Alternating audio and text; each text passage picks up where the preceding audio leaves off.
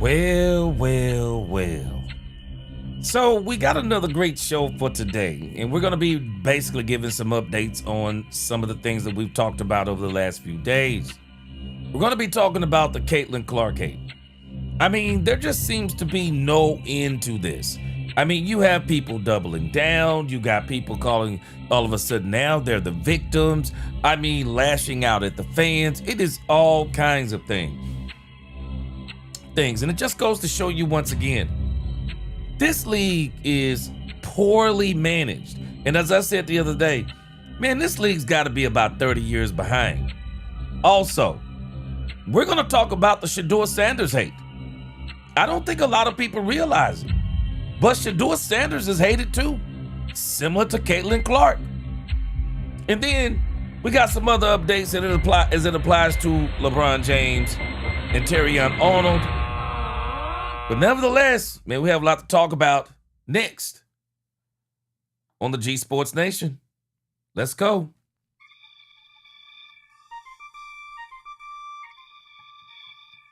Yep, we got a lot to talk about today. Again, welcome to the G Sports Nation. Yo, G, Welcome, WNBA fans, NFL fans, sports fans, and sports haters alike. I'm the G, and I'm the host of the G Sports Nation, where we preach sports. So, as you come into this live stream, please like, share, subscribe, hit that notification bell so that you'll know the next time we post another video or go live. And yes, we are live. And if you haven't become a channel member, what are you waiting on?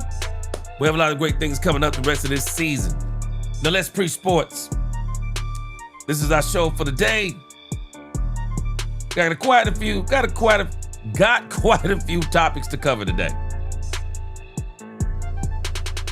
Again, we're going to be talking about this Caitlyn Clark hate, some of the updates on that. We're also going to be talking about Deshaun Watson, because I'm going to show you how some people in this NFL, the media members, Cleveland's media members, and just some of the NFL in general, they're looking at what Deshaun Watson is doing and then hating on Shedeur Sanders on account of it. Then, we're going to give a Terrion Arnold update. Very interesting update in the Terrion Arnold story. And I think what I said the other day may be coming true. Then, it's officially LeBron watch. Everybody is wondering, what team is LeBron James going to go to? What are they going to go? What team is he going to go to? I'm very interested. I'm very, very, very interested. Because, again, as I said the other day, I hope LeBron James does something that Michael Jordan actually didn't do when he played on his last team. Jordan didn't go to the Washington Wizards to win, if you ask me. Seemed like he just went there to kind of help out some young guys and play basketball. Well, it looks like LeBron James is willing to go and take a discount as long as he can get on a contender and win another championship.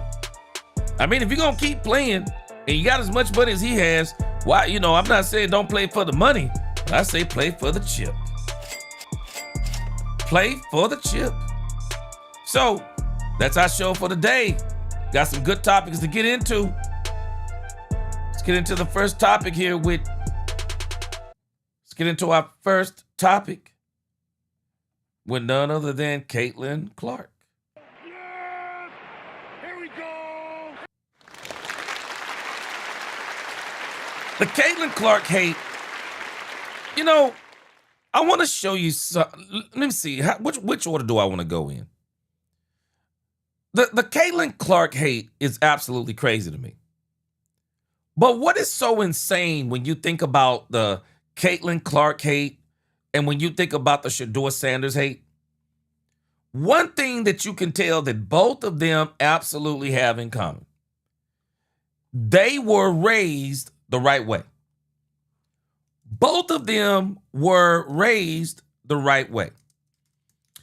Because I'm telling you now, you got to be a special kind of individual to be Caitlyn Clark and still want to play in the WNBA. The WNBA needs Caitlyn Clark. And there are people out there who are saying that they don't need Caitlyn Clark, don't want Caitlyn Clark. We're talking fans, we're talking players, we're talking owners, we're talking about crazy stuff. They need Caitlyn Clark. You need every good player in the WNBA you can get. This is what this league is not understanding. You need every good player you can get. Not just Caitlyn Clark. Every good player.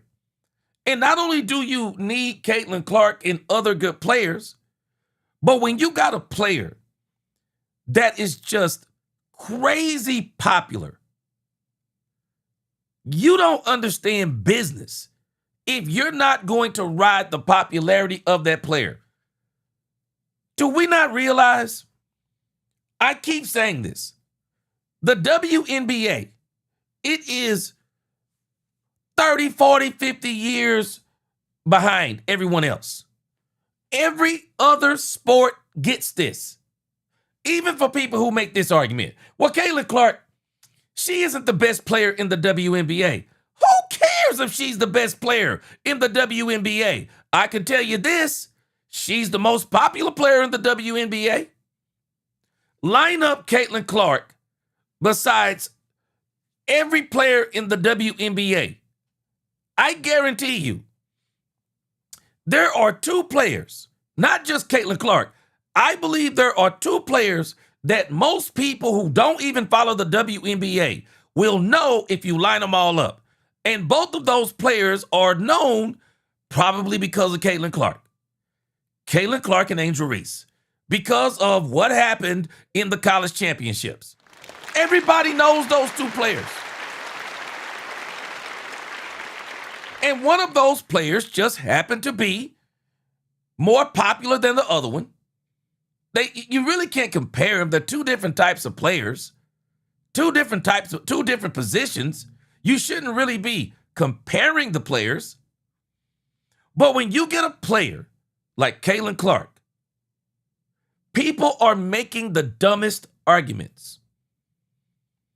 And I've been saying this, and the moment we start having these arguments through racial lenses, preference lenses, and political lenses, all of the sense gets lost in the trash.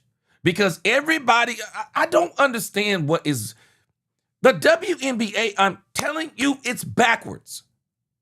Most sports break down racial barriers. I don't understand why it seems like the WNBA is raising racial barriers. And there are people who say, yeah, the Caitlyn Clark fan base, they're racist. I think there's something wrong with the entire WNBA. I think it's racist people on both sides of this argument. I don't think it's an issue of, yeah, Caitlyn Clark's fans, they're racist. What are you talking about? A lot of Caitlyn Clark fans are black.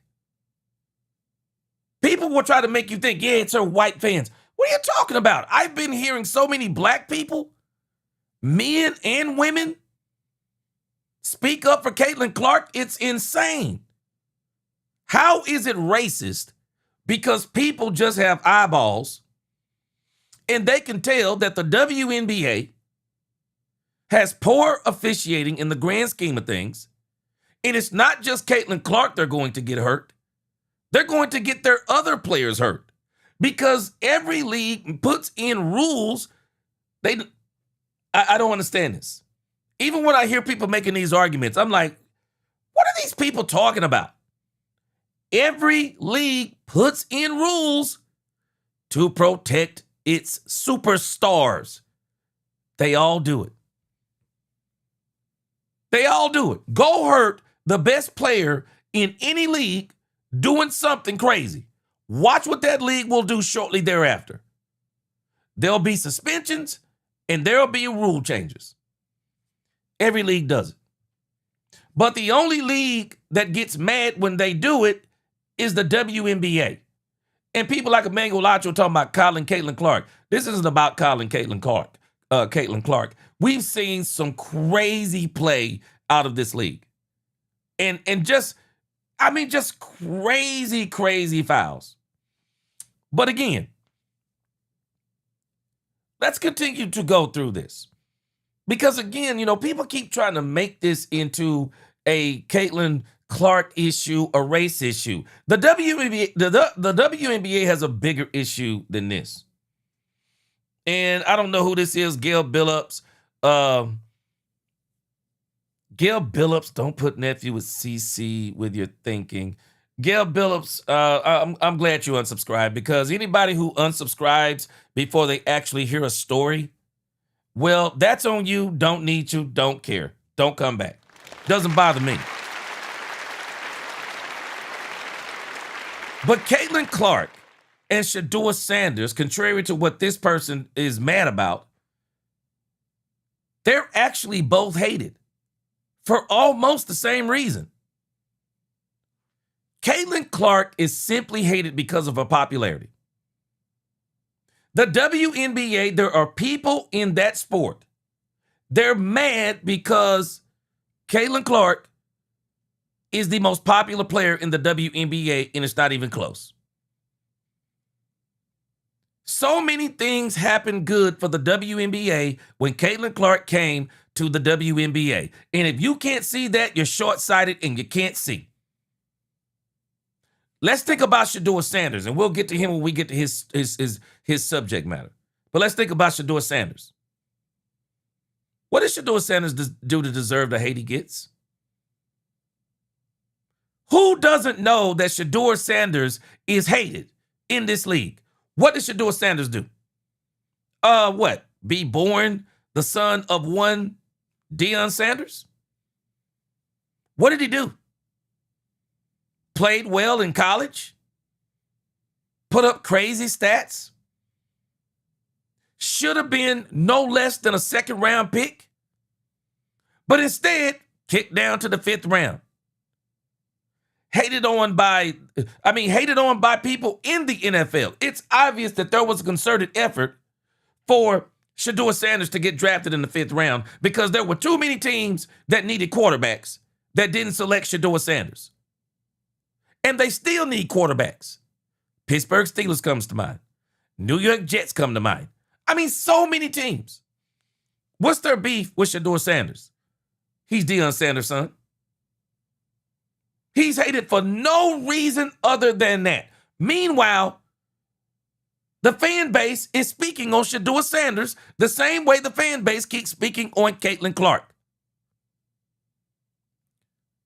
Shedeur Sanders led everybody in the NFL in jersey and card sales. How did he do that? How did Shedeur Sanders do that? How did he do it? He did it because he's popular with the fan base or popular with people at large. How do you sell the jerseys and the cards that Shedeur Sanders broke the record $17 million plus in 1 year? I'm sure that's probably not going to be broken again in a long time. How did he do it? 5th round pick. How did he do it? Sabotaged by his coach. How did he do it? The fan base loves him. The media hates him. And it's obvious even some people in the NFL hate Shedeur Sanders. So again, for the person who decided that they were going to leave, go ahead. Doesn't bother me. This ain't a place for you anyway, because I'm a fair person. I'm not looking at things through racial lenses and all of those types of things. No, we need to look at things for what they are. Because if you're looking at this stuff through racial lenses, it's going to be just like a lot of these people who are saying that a certain fan base is racist while being racist at the same time. It's pure nonsense. Just look at things for what they are rather than what you think they are or what you're told they are. Because Caitlyn Clark, and this is the part that I want to emphasize about Caitlyn Clark. Somebody explain to me, what has Caitlyn Clark done wrong? What has Caitlyn Clark done wrong? I'd love for somebody who don't like Caitlyn Clark, tell me what she's done wrong. Tell me when Caitlyn Clark came out and said, she's the face of the league. Tell me when Caitlyn Clark came out and said, I'm the savior of the league. Tell me when Caitlyn Clark came out and said, I'm the best player in the WNBA. Tell me when Caitlyn Clark said, the WNBA needs me. Tell me when Caitlyn Clark said anything about herself. What has Caitlyn Clark done? That's the part that is fascinating to me. We watch things get done to her. But what has she done? What has she done wrong? I'd love somebody to explain it to me. Explain it to me like a child. So explain it to me where a 6-year-old can understand it. And people are mad because most of us who are looking at this, we can see it the same way because we're like, okay, what did she do though? It's the same thing with Shedeur Sanders. What did he do?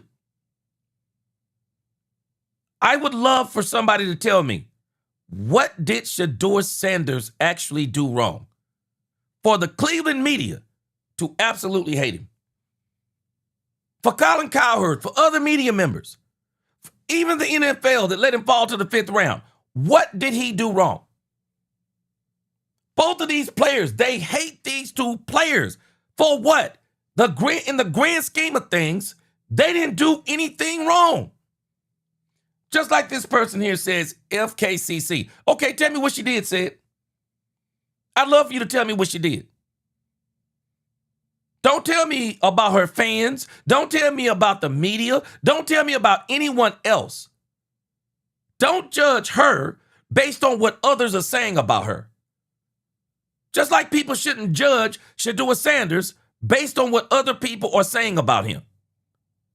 What has Shedeur Sanders did? What has Caitlyn Clark done? What has she done? Nobody will explain it to you. They are going by the hatred of other people and then get mad because people want to defend Caitlyn Clark.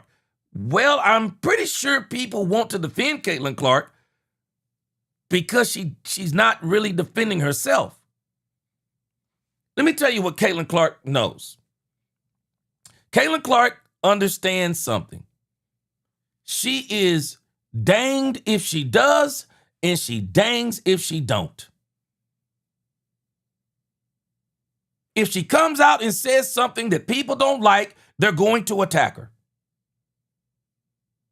If she comes out and says things that people do like, guess what? The people who don't like her, they're going to attack her. But in the grand scheme of things, the thing that is fascinating and I'm dumbfounded by, again, what did Caitlyn Clark do? What did she do? Somebody tell me what she did wrong. I'm waiting on somebody in the chat. Tell me, what did Caitlyn Clark do wrong? What is she actually doing wrong? Even when Alyssa Thomas did what she did, Caitlyn Clark didn't run to the media, didn't run to social media, didn't run to reporters and say, yeah, Alyssa Thomas, she tried to kill me. She choked me. She put a fist in my throat. It was a dirty, where's she at? What is she saying? On the sidelines, laughing, talking with her teammates. What is she doing? Keeping her mind focused on basketball. Meanwhile, we got people out there saying ill and bad things about her. Why? What? Somebody's got to explain this to me. I don't know. Maybe Sid left the chat. I was waiting on him or waiting on whoever this is. They said FKCC. Okay, I was just waiting. Maybe you can give us some context of why. Because what did she do? JCT Slice, he said, I think the Clark hate and Shedeur hate is layered with different layers. Neither of these players necessarily did anything wrong. People don't like Shedeur Sanders' dad, and people don't like CC's fans. Exactly. What are they doing wrong? And even for people, it is amazing to me to show you just how people listen to other people.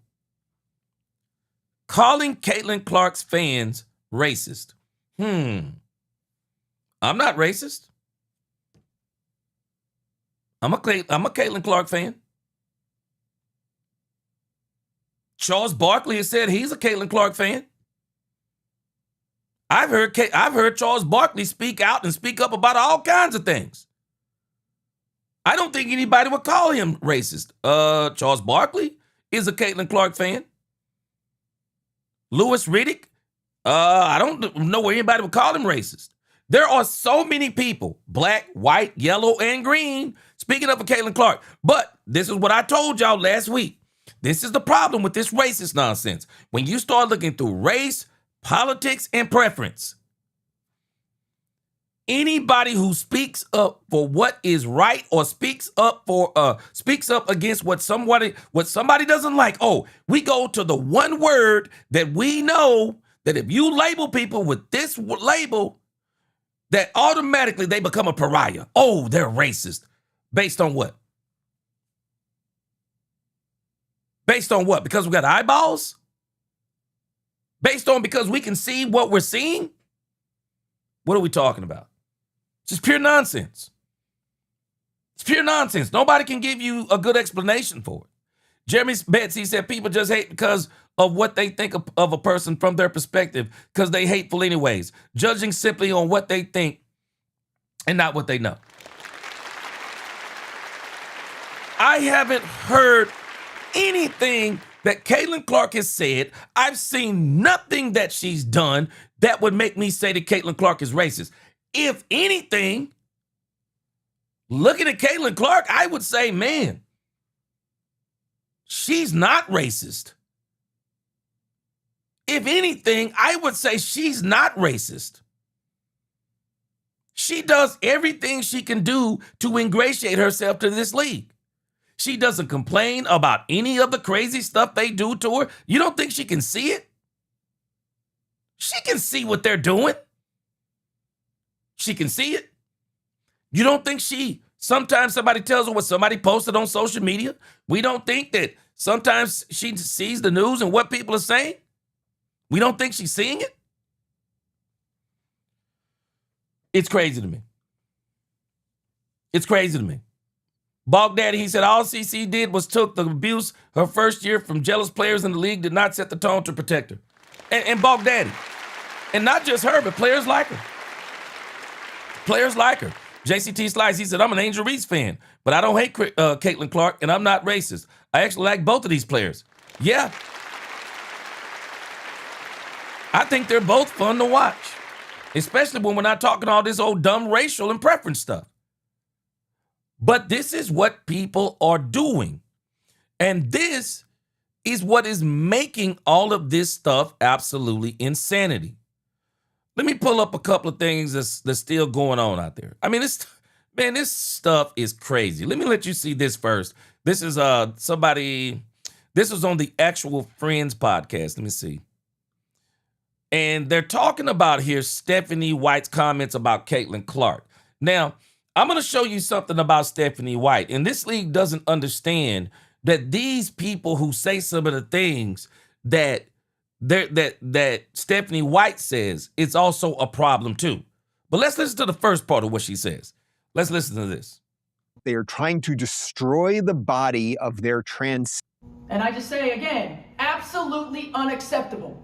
They are trying to So this is Stephanie White saying it's unacceptable to do what happened to Caitlyn Clark. Now, these people are, this podcast, they're about to do some defense of Caitlyn Clark. Let's check it out. destroy the body of their transcendent player is so insane.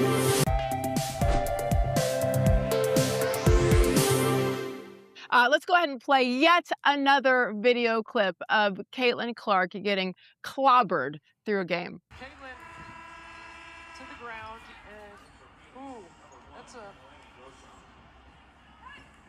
hand to the neck, and then. And here's the thing: it happens every day, pretty much every single game. And the women of the WNBA, and there's female broadcasters out there who don't even hide their disdain. Before we react to that, I want to play the clip from her head coach, Stephanie White, after that game last night. We have a generational talent and a WNBA superstar who had 2 cheap shots right there that weren't called.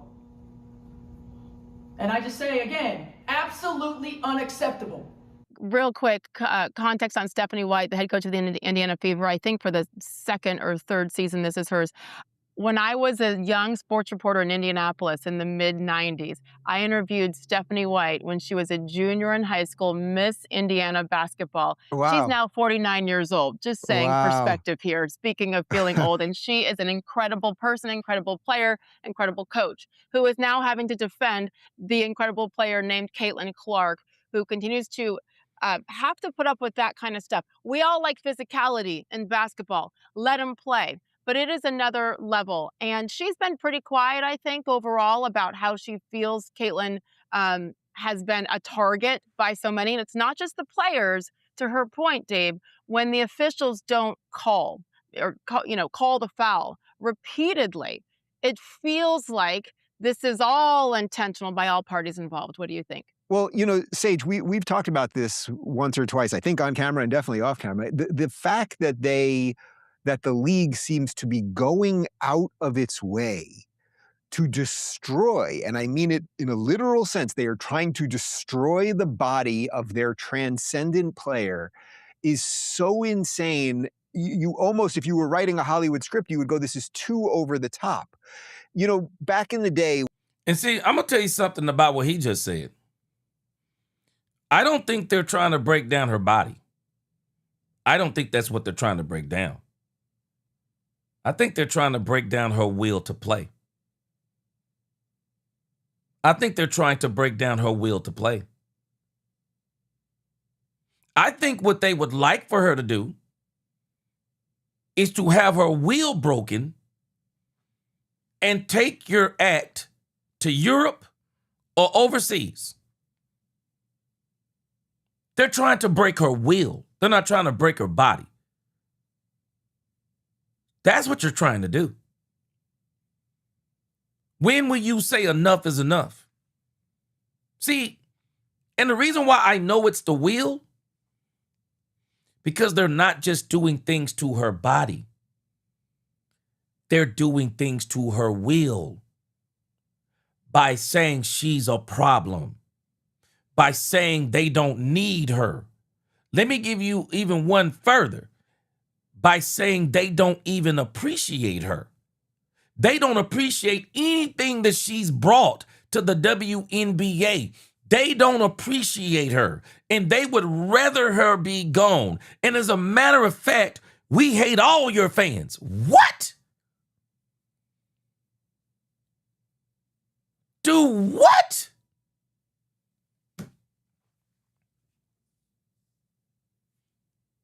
Do we not understand how crazy that is? I had this happen in my life as a minister. Took a job at another congregation. Had some things that wasn't quite right at the congregation where I was, and took another assignment. But where I left, they were doing some underhanded things. And they thought that when I left, and with them doing the underhanded things they were doing, they thought that when I left, that all of the members that came when I came, when me and my family came, they thought they were going to stay. We took a congregation that had a handful of people, and with a few years, filled up the building. And people were talking about the congregation, and we were getting pretty known in the area, online, and all these things. And they was like, okay, yeah, good riddance. No problem for me. Went to another congregation. Overnight, they were right back where they started. Overnight. People don't understand. How you get them is how you keep them. And when you get somebody that is gifted, talented, people love them, and you amass a huge following, a crowd on account of them, and you think when they're gone, especially if you kick them out the wrong way, let's say that part. You can't handle the truth. When they are gone through suspect ways, all the eyes that came with them, they're gone. They're gone. See you later. Now, if you treat somebody right and then when they're gone, people will be like, yeah, I really appreciate that league, appreciate that team. And now I've seen all these other players and I really like what's going on. They'll stay. But the way they're doing this, it's backwards.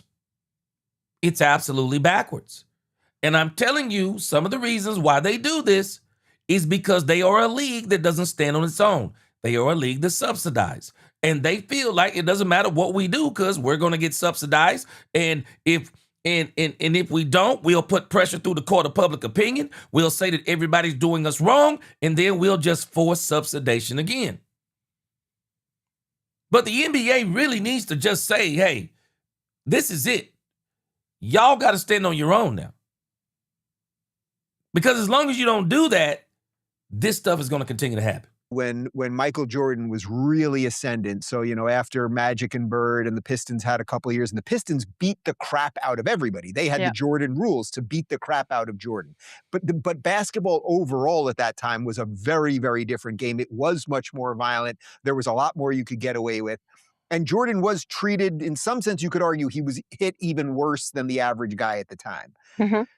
However, what is happening with the WNBA right now is they're saying, we're going to just take our Michael Jordan. She has completely changed the economics of the game, the visibility of the game. She has inspired so many young girls. She's got guys that had never watched the WNBA before or watching. Dave Portnoy never talked about the WNBA. Suddenly he's tweeting about the WNBA. She's an unbelievable shooter. She's an incredible competitor, all those things. And they're going out of their way to break her and ruin her. It's not just the punch and the little extra dig and the kick. There was another play, I think maybe it was the same game, where one of the defenders did what's the most dangerous thing you can do in basketball, which is when someone shoots, that you just walk close enough to them so that they hopefully step on your foot, in which case they're going to either break an ankle or maybe, break it, snap an Achilles or something. And this is happening time and time again.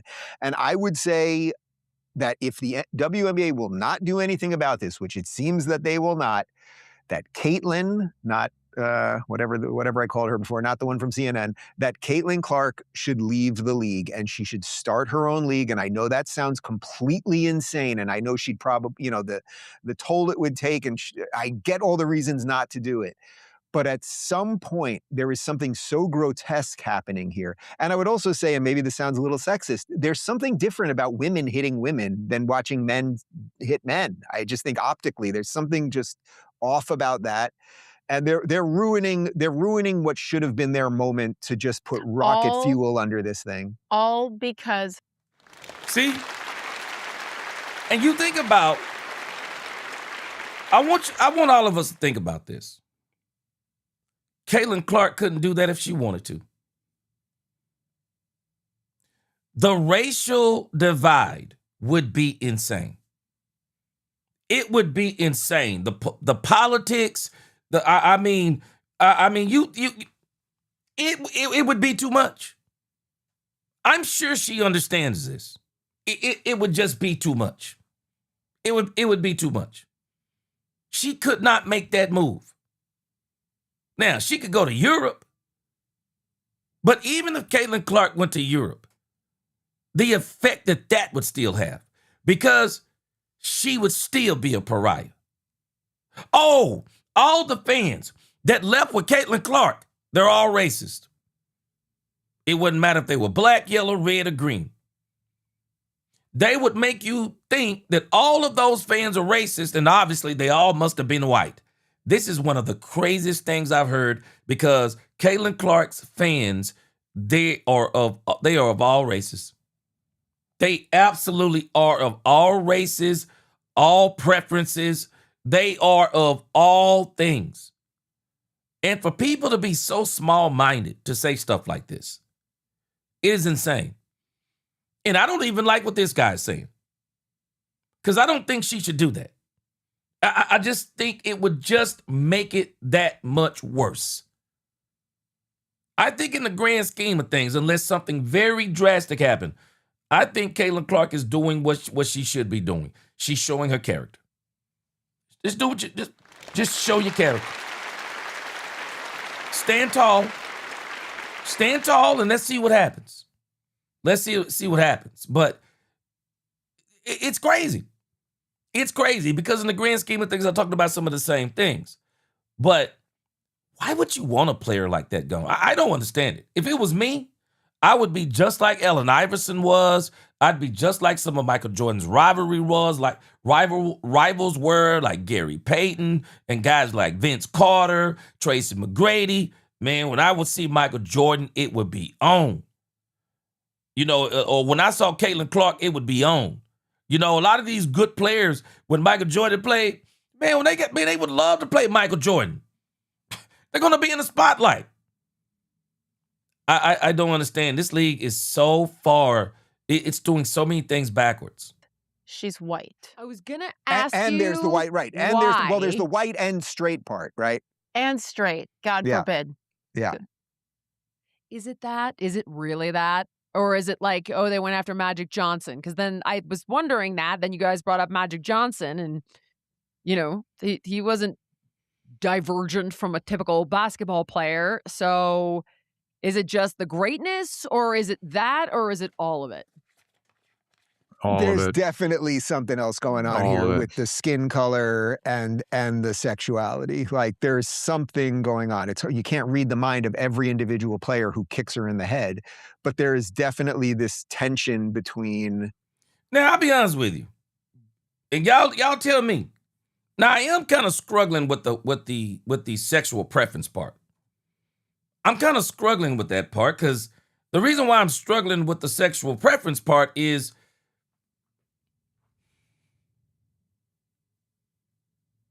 I'm just struggling with why would that be a problem? It's not out here like she's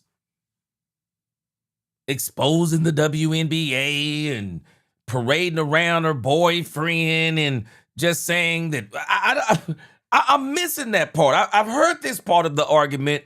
I'm just missing that part. Maybe somebody can make it clear for me. Bog Daddy said that he think the hate comes because she's white, straight, and assaulting their record book, which kind of makes the league look mediocre. But there's been other good white players. I'm sure there's been straight white players. This is why I'm struggling with that part. I mean, why would they be mad about that part? Why would they be mad about that part? I mean, for me, it seems most of all, it seems that it's because of her popularity. I'm not sure about the other part. I'll let y'all debate that part. It seems like it's more about the popularity. But I will say this. They made, and people around this whole thing, they made the whole issue of Angel Reese versus Caitlyn Clark in college. I remember hearing some arguments about black and white, and I was like, this is crazy. This is crazy.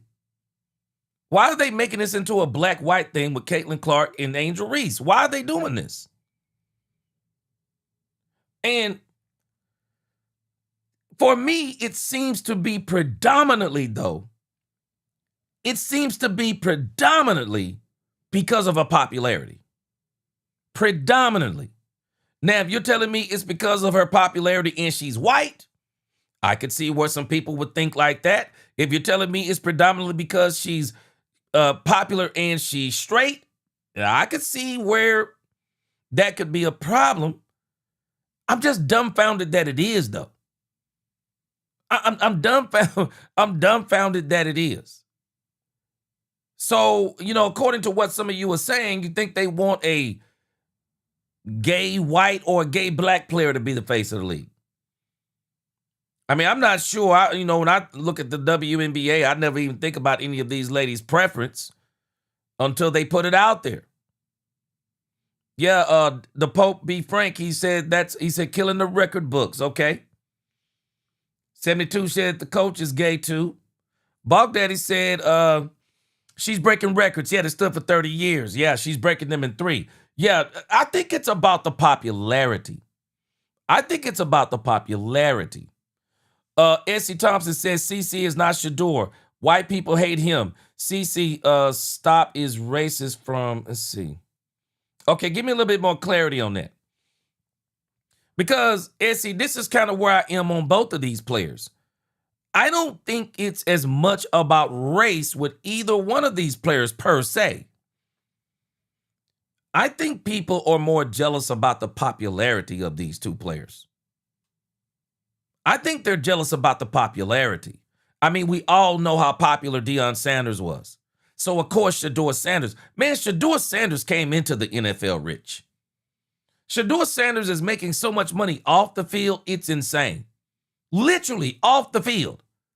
Shedeur Sanders is making more in endorsements and off jersey sales and card sales than a lot of players that were first-round picks and got all that guaranteed money. Shedeur Sanders is killing it.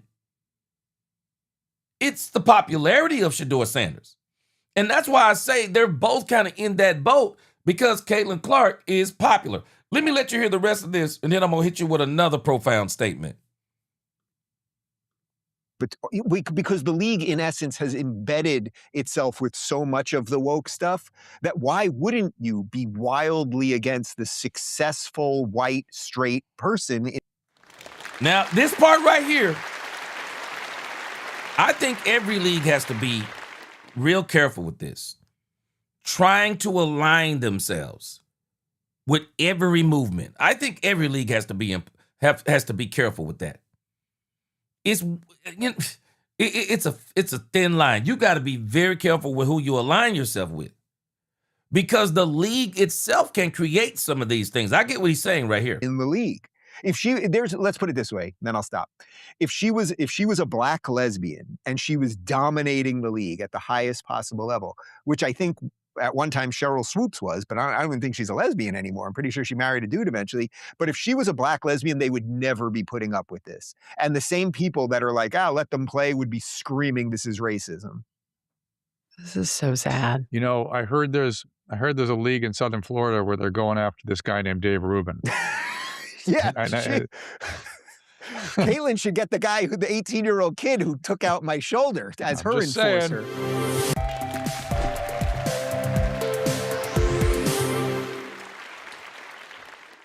This is a sad situation. And so many people, it's so sad that people come into these types of situations when they start listening to these type of situations, and people start listening to these situations from the racial perspective. But I'm about to hit y'all with something very profound. So we actually think in our own minds that fans or certain fans are not racist. Let me tell you something that I've learned and know about sports. There are people of all different kinds of races, religions, and cultures that watch and love sports. And some of them are racist. Racist people will always exist. You'll never be able to get, I don't know the word to use, but you will never be able to stop everyone from being racist. There are racist people in every walk of life. And I got news for us. Every sports star in the world has some fans that are racist. They do. And there's nothing that fan can do about it. There's absolutely nothing that fan can do about it. But to label a player's entire fan base as anything is a slippery slope. You haven't taken the poll. You don't know what everybody thinks. You don't know who and what they are. Some people are just looking at this saying, man, this isn't right. So don't throw the baby out with the bathwater. Because I think there are racist people on both and every side of this thing. But just because people are saying something that is right doesn't mean that the people's entire fan base is racist. And I'm going to tell you something. JCT Slice, I heard Shady McCoy saying something the other day.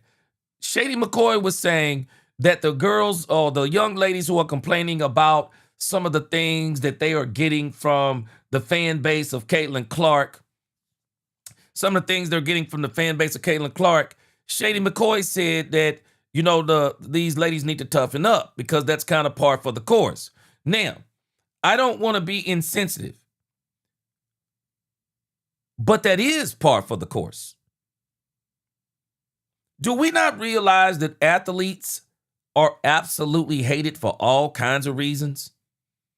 They face all kinds of scrutiny. How many people are fans of Dak Prescott, for example? And people talk bad about Dak Prescott. And then fans try to defend Dak Prescott. And then they get talked bad about by people who don't like Dak Prescott. There are people who don't like all kinds of players. And if you try to defend that player, what will they do? They'll talk bad about you. They'll talk bad about you. Who's been to a football game? Other fans talk noise to other fans. Sometimes it gets violent. You can't control fans. You really can't. Everybody has crazy fans. You would wish that every fan is not crazy, but everybody has crazy fans. Ask those teams up in Philadelphia. They've had fans throw stuff on the field. How many times have we seen in sports where fans will throw things at the opposing team? Fans can be crazy, but we can't label all of them crazy. We can't label all the fans crazy. Can't label them all anything because that's just what they are. They're fans. They come from all walks of life. And there are people who can be racist and still love. There can be people that don't like one black person and still like basketball. Don't like one black person, still like football.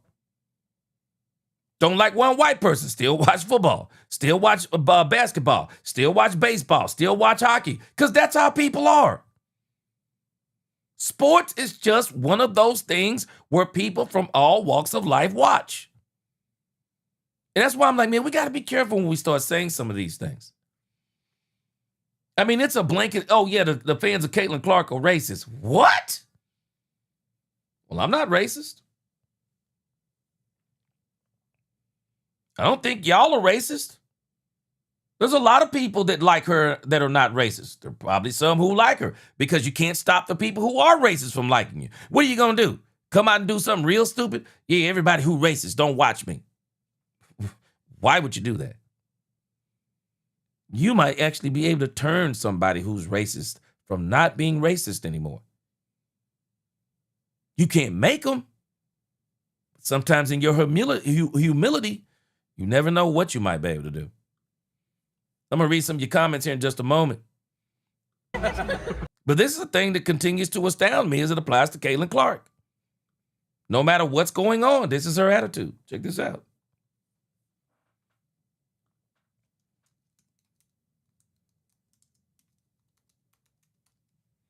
This is her attitude. Look.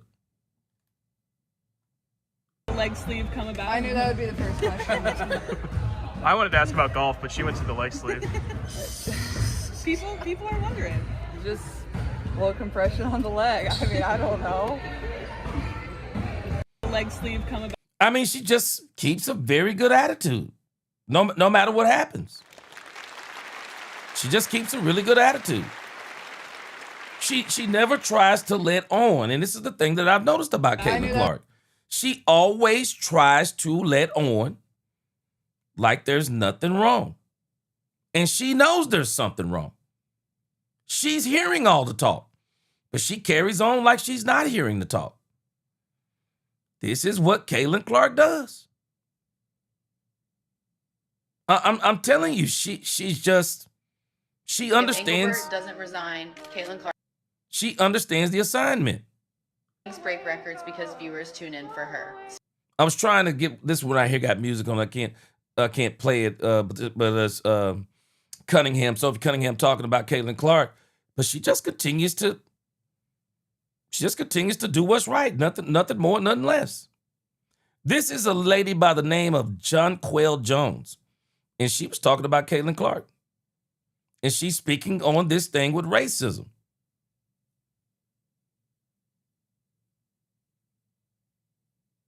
That she was.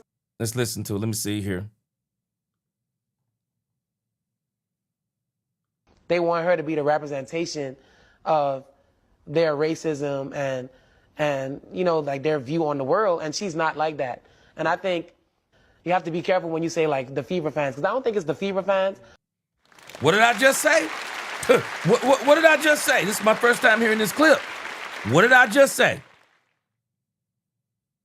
People say the Fever fans, the Caitlyn Clark fans, they're this, they're this, they're this, and they're that. Where are you getting this from again? Where are you getting it from? Are you getting it from the media? Are you getting it from people who themselves have racist views? Who are you getting it from? Because to lump an entire fan base into one category, and I'm going to tell you something as a black man, is very offensive to me. Because I can remember growing up and growing up as a black man, growing up as a young man. Of course, you see I'm African-American, black, whatever we want to call it. I can remember people judging me based on what somebody else did. If you black, you know what I'm talking about. Nobody wants to have an entire race lumped into a category because of something that a few people are doing. Everybody should be judged individually rather than people trying to judge people collectively. And this is crazy when you think about what people do. She's not like that. And I think she said Caitlyn Clark is not like that. Again, what did I ask you in the beginning? What has Caitlyn Clark done? What has she done? And for people to say stuff like F. Caitlyn Clark, fuck, what are you talking about? Why? What does she do? What does she do but be great? What does she do wrong? you have to be careful when you say like the Fever fans, because I don't think it's the Fever fans. I think it's the people that wanted Caitlyn Clark to be a certain type of way, and they thought that she was, and so they became Caitlyn Clark fans, assuming that, and then they realized like, oh no, she's actually not racist. They want her to. Now, I'm going to elaborate on something that this lady is saying. I'm going to elaborate on this. And let's be real careful. This isn't just white people that's guilty of this. This isn't just white people that are guilty of this. Some white people. She's talking about that there are some quote unquote, I guess, good old boy fans out there who believe that Caitlyn Clark represents what they want her to represent, as in white America.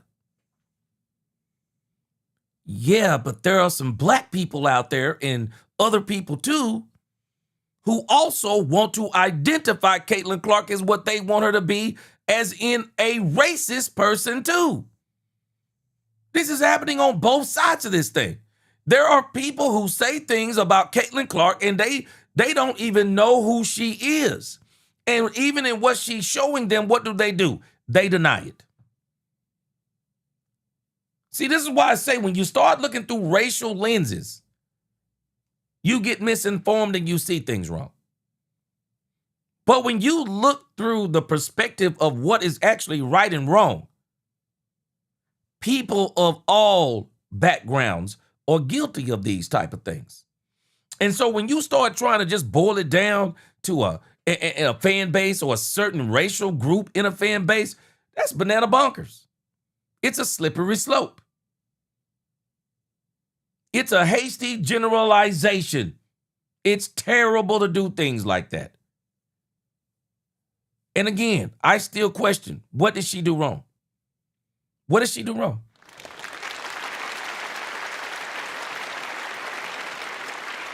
I don't understand it. I mean, people can't explain it to you. It's amazing. You know, and I was telling y'all about this the other day. Hatred is taught. Racism is taught. Discrimination is taught. You can raise 10 children, 10 different racial backgrounds. You raise them together and you shelter them from any opinions of people's view on race in the world, I guarantee you, those 10 children, they'll never have a problem with race. Never will have a problem with race. Never. Race is actually, when you think about racism, it's a social construct, an invention. But when you think about how all men and women come from Shem, Ham, and Japheth, all come from Adam and Eve, people were already being born different colors or shades of skin, but race was never a problem until the devil entered in. It was never a problem. And these things that we're talking about, whether people love it, like it, or hate it, they're taught. They're taught. And when I hear people saying certain things and taking on and making certain judgments, I wonder how they were taught. And I'm not talking about their parents. If faith comes by hearing, then you need to be careful who you're listening to. And this is why I'm always very careful when I'm listening to people in the media. I'm always very careful. Got to be careful who you listen to. They will turn you into a hater. 72 Chevelle said, no matter who you are, you can't let other people dictate your life, make your life, or make you hide yourself. Yes.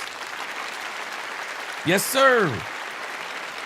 Frank Lawrence said, Times of India Sports, Shedeur Sanders linked to a trade to Dallas or San Francisco. Do you think Shedeur patient to be Dak's successor? No, I don't. I also heard the New York Jets are in there too, but I think the Cleveland Browns are going to stick with Shedeur Sanders. Brandon Cupp said, I've been judged on the fact that I'm white and white people own slaves. I tell them I was born in 73, not 1593. Brandon Cupp, boy, let me tell you something. Brandon Cupp. Now, you got Ice Cube as your avatar. Brandon Cupp, do you know this whole time I thought you were black? See, Brandon Cupp, this is why I tell you, man. This is why I tell you, man, racism is taught and people got to understand it. Man, most people, I just think most people in general don't really care about race. People don't care about race until somebody starts talking about it and start making it like it's something wrong if a person's a certain kind of color. I mean, it's just dumb stuff. Man, I appreciate that comment, Brandon Cook. I appreciate that comment, bro. I appreciate that comment. Your race never mattered to me, but when I saw Ice Cube, I mean, see what we get for assuming? Matt said white people hate Sanders. He said, I love Deion Sanders and enjoy watching the boys play. I'm a white guy. I can't stand LBJ. Doesn't mean I'm racist. I can't stand that mindset. Yes, sir. Black and white people hate Shedeur Sanders. For no reason. Yes, Bog Daddy, racism is learned based on life experience and parental guidance. Racism is taught. What up, Poobie D? All right, let me show you a couple more things about Caitlyn Clark, then I'm going to move on so we can get to the rest of our subject matter for the day. But I want to show you something else on Caitlyn Clark. Let me show you just how you can tell that there are some biases as it applies to Caitlyn Clark. Let me show you how you know there are some biases. Tell me this isn't crazy right here. I want you to look at the rank of Caitlyn Clark. I want you to look at this thing that just came out. I was looking at this and it was mind-blowing to me. Caitlyn Clark is second in the WNBA in assists per game, fourth in points per game. A year ago, her fellow players ranked her as the 9th best guard in the league. This year, they dropped her to 11th. This is one of the most interesting stories covered. Look at this right here. Guards. Paige Buckers, fan rank 1, media rank 2, player rank 1. Probably wouldn't get a lot of people to argue with that. Olivia Miles, fan rank 5, media rank 1, player rank 3. Caitlyn Clark, fan rank 2, media rank 3, player rank 11?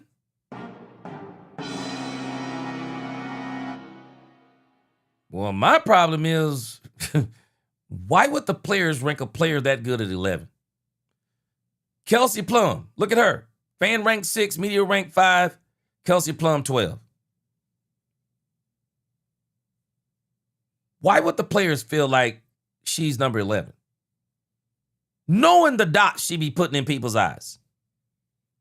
This is, man, I'm telling you, there is something wrong in this league, man. There's something wrong in this league. You don't rate a player of her ilk number 11? That's crazy to me. But this is the kind of stuff that you're dealing with this entire situation. And then I want to let you hear this, because let me tell you something. This type of stuff right here doesn't help it.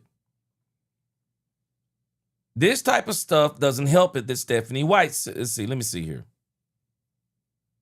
Yeah, I know. I got AB's sneakers on today. Before we start with questions, I just want to address, what's going on with AT. I think first and foremost, it's absolutely unacceptable.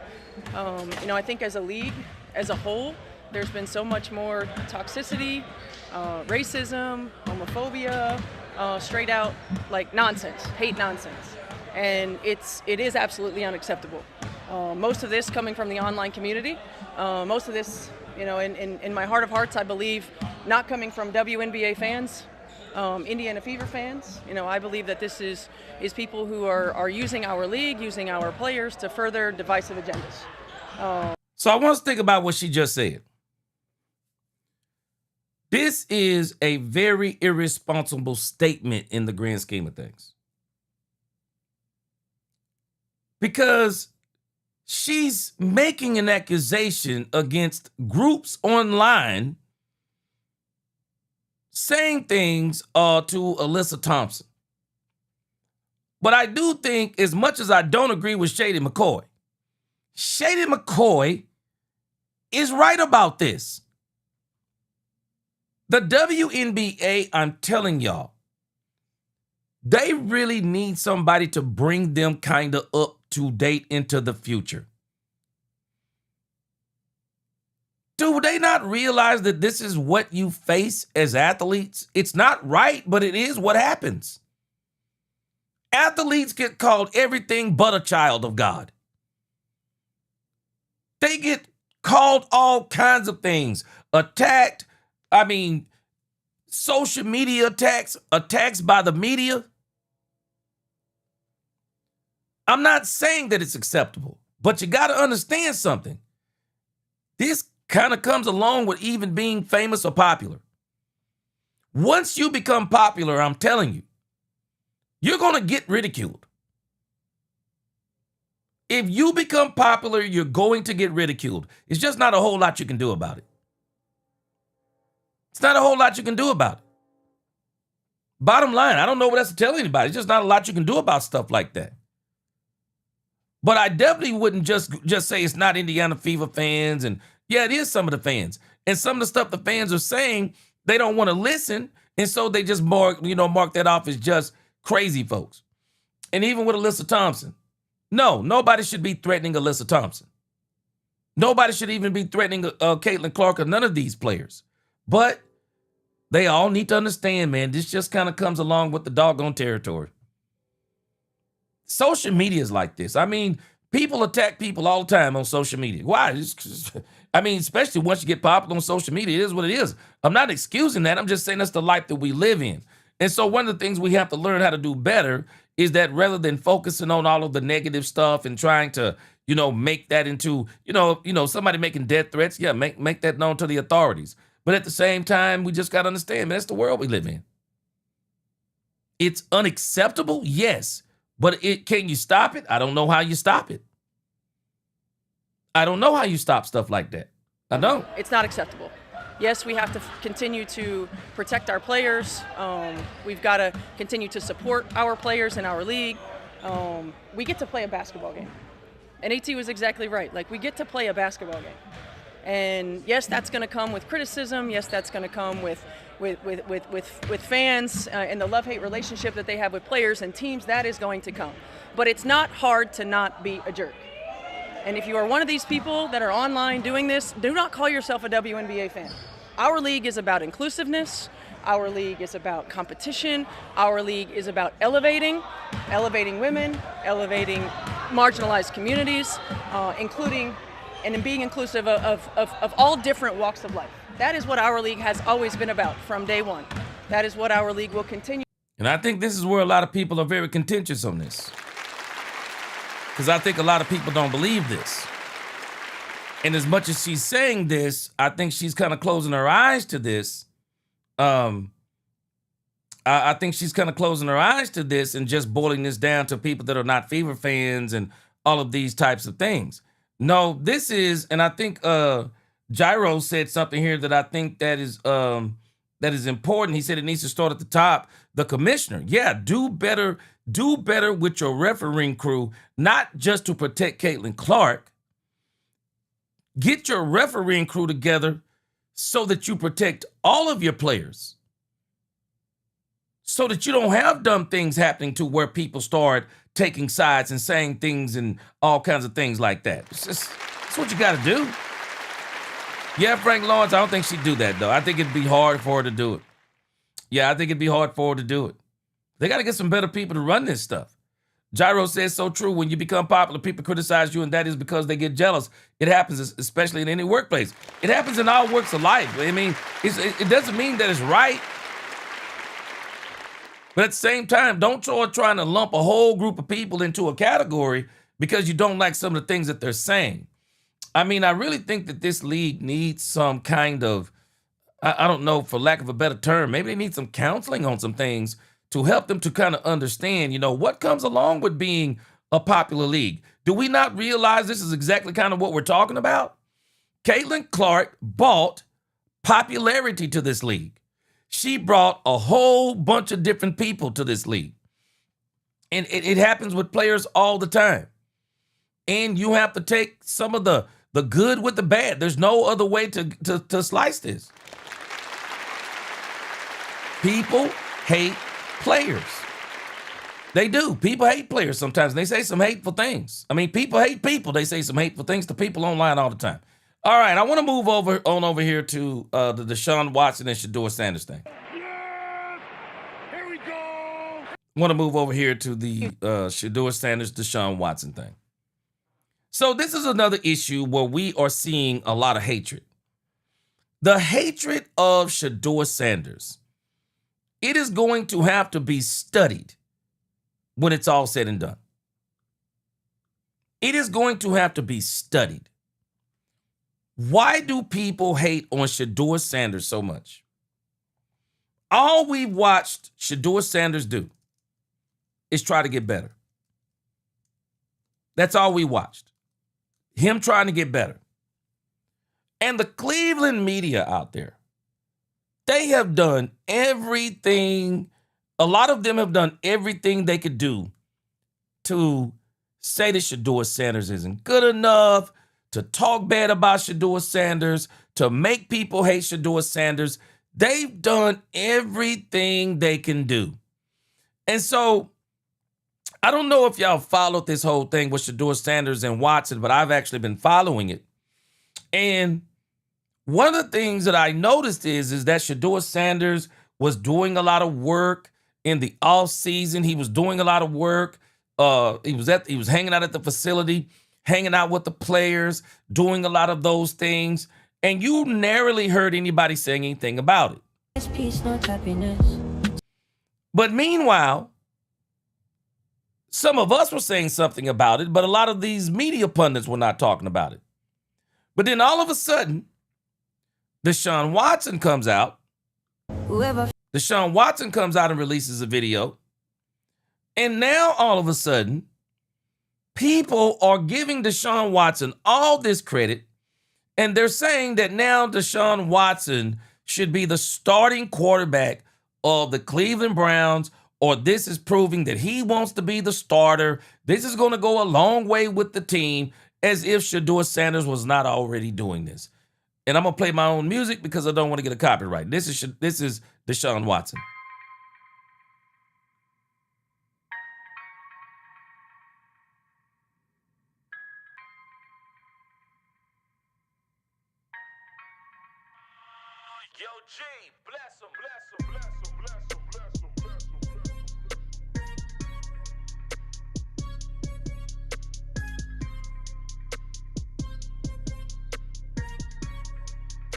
And don't get me wrong, Deshaun Watson is in great shape.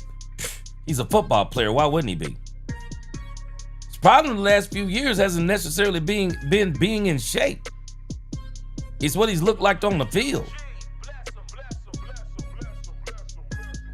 And so what makes this video so significant, it's what's playing in the background. They talk about he came back to the facility to throw with the players. I actually thought it was more to this, the way they've been talking about this video. And I guess what they really was really harping on was, I guess because he looks a lot more muscular now. And so now they're saying that Deshaun Watson,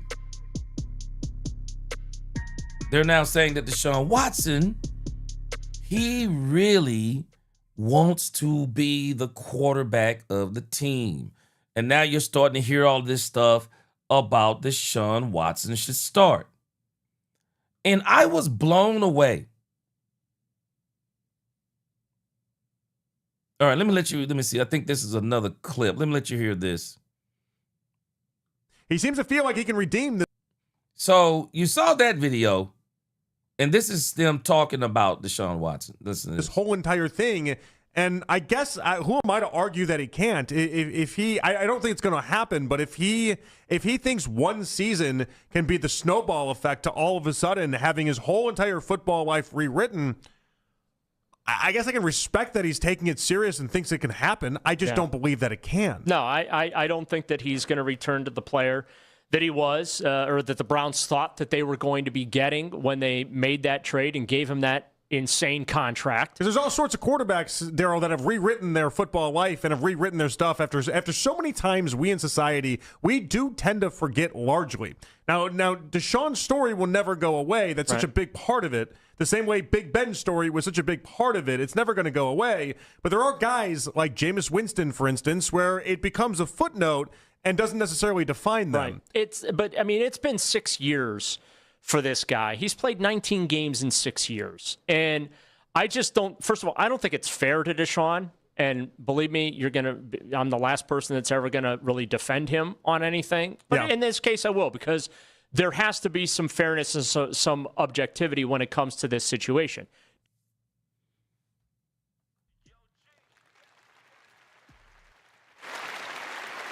Yeah, there are some people out there, and they're saying they don't think he can come back. But this is the clip that I want you to hear. This is Mike Florio, I believe. Mike Florio was over here talking about this, and my whole mind was blown. I'm going to let you hear what Mike Florio is saying about... Okay, this isn't the Florio clip. This is... Nothing to gain. I forgot who this guy is, but he's talking about the reason why Deshaun Watson shouldn't start. Listen to this. From the Deshaun Watson experience, except these last hope attempts that maybe some pennies would be worth it on a deal that has not been worth anything. Shedeur Sanders was in an offense last year that was the worst in the National Football League. Okay? I don't care what any statistic says that the Browns were not last. They were second or third or fourth to last in basically every statistic. And they led the NFL in offensive incompetence. And that falls with Shedeur, okay? But he's a rookie. The talent around him, fellow rookies. The offensive line, as bad as I've ever seen. And you want to give him a real shot here now. Give him a real shot. Here's the two routes, okay? Route one, he exceeds expectations and shows that he could be an NFL quarterback. Wonderful. The other route, which is the ends of the board, are, this guy's not moving the needle. He's not getting any better, and it's really not working. And guess what? We have to go draft a quarterback. Oh, we've got multiple picks to do that. Oh, we could trade up in the 2027 draft. That's why we collected those picks. All right, let's do it. Rip the Band-Aid off. You win 2, you win 3 games, you win 4 games, and that's it. Yeah. I mean, I'm for Cleveland from this perspective. I do think it's good for Cleveland to have some competition for Shedeur Sanders in camp. And if they want to do that with Deshaun Watson, I think that's fine. But under no circumstance, I mean, if you ask me, maybe I'm crazy, but if you ask me, under no circumstance should they even consider, under no circumstance should they even consider letting Deshaun Watson be the quarterback. No way. And let me let you hear Field Yates, well-known Shedeur Sanders hater. Let's check him out. He's likely quarterback in the NFL to complete a pass at or beyond the line of scrimmage last year. His completion percentage well under expectation on those throws, posting the second worst CPOE in the league. Now, he was inaccurate on more than 1 of every 5 attempts. So, Field, Sanders is in a quarterback competition with Deshaun Watson for the starting job. Who do you think gives them the best chance to win? Well, I lean toward Shedeur Sanders more because we've seen him play most recently. What I would say, though, is this is the truest quarterback competition in the NFL. What I mean by that is whoever performs best in training camp should be the week 1 starter. There are other quarterback competitions where if you have a young quarterback and he narrowly outperforms the veteran quarterback in training camp, I still would lean on the veteran early in the season to alleviate some of the pressure on a young player. In Cleveland, whether it's Shedeur Sanders, Deshaun Watson, maybe even Dylan Gabriel, whichever one performs best in training camp should be on the field for that opening week. Yeah, I disagree. Y'all tell me what y'all think, but I'm kind of in this camp. If Shedeur Sanders, I don't care if it's 60-40. If it's even 40 Shedeur Sanders, you gain nothing. You gain absolutely nothing letting Deshaun Watson play one more year. He's already beat you out of $200+ million. And you're going to let him beat you? What are you going to do, extend him? What, he comes out and plays well. What are you going to do, extend him? It's one of the most insane conversations that I've been hearing. I'm like, no way, no how. No way, no how. No. I think it'd be good to have him in camp, let him compete. I think it'll help Sanders be better. But in the grand scheme of things, no. Nope. If it's close, if it's 60-40, I'm going with Shedeur because I gain nothing with doggone Watson. I'm not extending Watson. They've already lost enough money as it is on Deshaun Watson. I'm not wasting another dollar. I'm not giving him another opportunity to get another dollar out of me after this season. I don't know about y'all, but y'all tell me what y'all think. I'm not doing it. I'm absolutely not doing it. I want to see, I had a clip. I must have misplaced it. I want you to hear what Mike Florio said. Mike Florio was talking about Deshaun Watson in this thing, and Mike Florio was talking about how impressive it is on Deshaun Watson's part to be there. And that was what I was really wanting to show. Let me see if this is the clip here. But Florio really blew my mind talking about this. Let's let this play, and then we're going to hear Mike Florio. But Mike Florio is over here talking about him starting. All right, let me read a few more comments. All right, let me see. Hoka, I think that's what it is. It was about race with Larry Bird.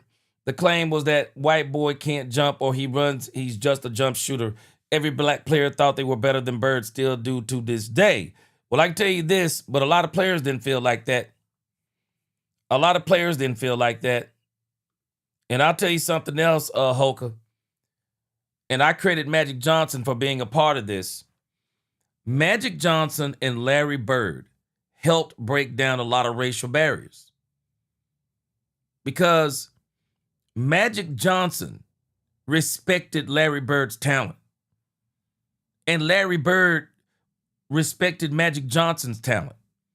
And what they loved about each other, it wasn't about their race.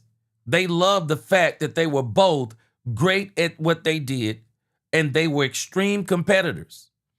And Larry Bird and Magic Johnson, they really broke down a lot of racial barriers. And the league capitalized on their friendly rivalry. Absolutely capitalized on it. They really helped break down a lot of that stuff. Ronald Manning said putting her next to Sanders isn't going to make people like Clark any better. Anybody who has had as many problems as Clark has had in her 3 years should be somewhere else. What problems? Because my issue is, Ronald, what are you saying? Did she cause him? What did she do wrong? Again, maybe you got here late. But putting her next to Shedeur is just pointing out the main issue that both of them have. Both of them are disliked, and they've done nothing wrong. Problems. I'd like for you to inform me. Please, enlighten us. What has Caitlyn Clark done? It's what's being done to her, but Caitlyn Clark hasn't done anything wrong. What has she done wrong?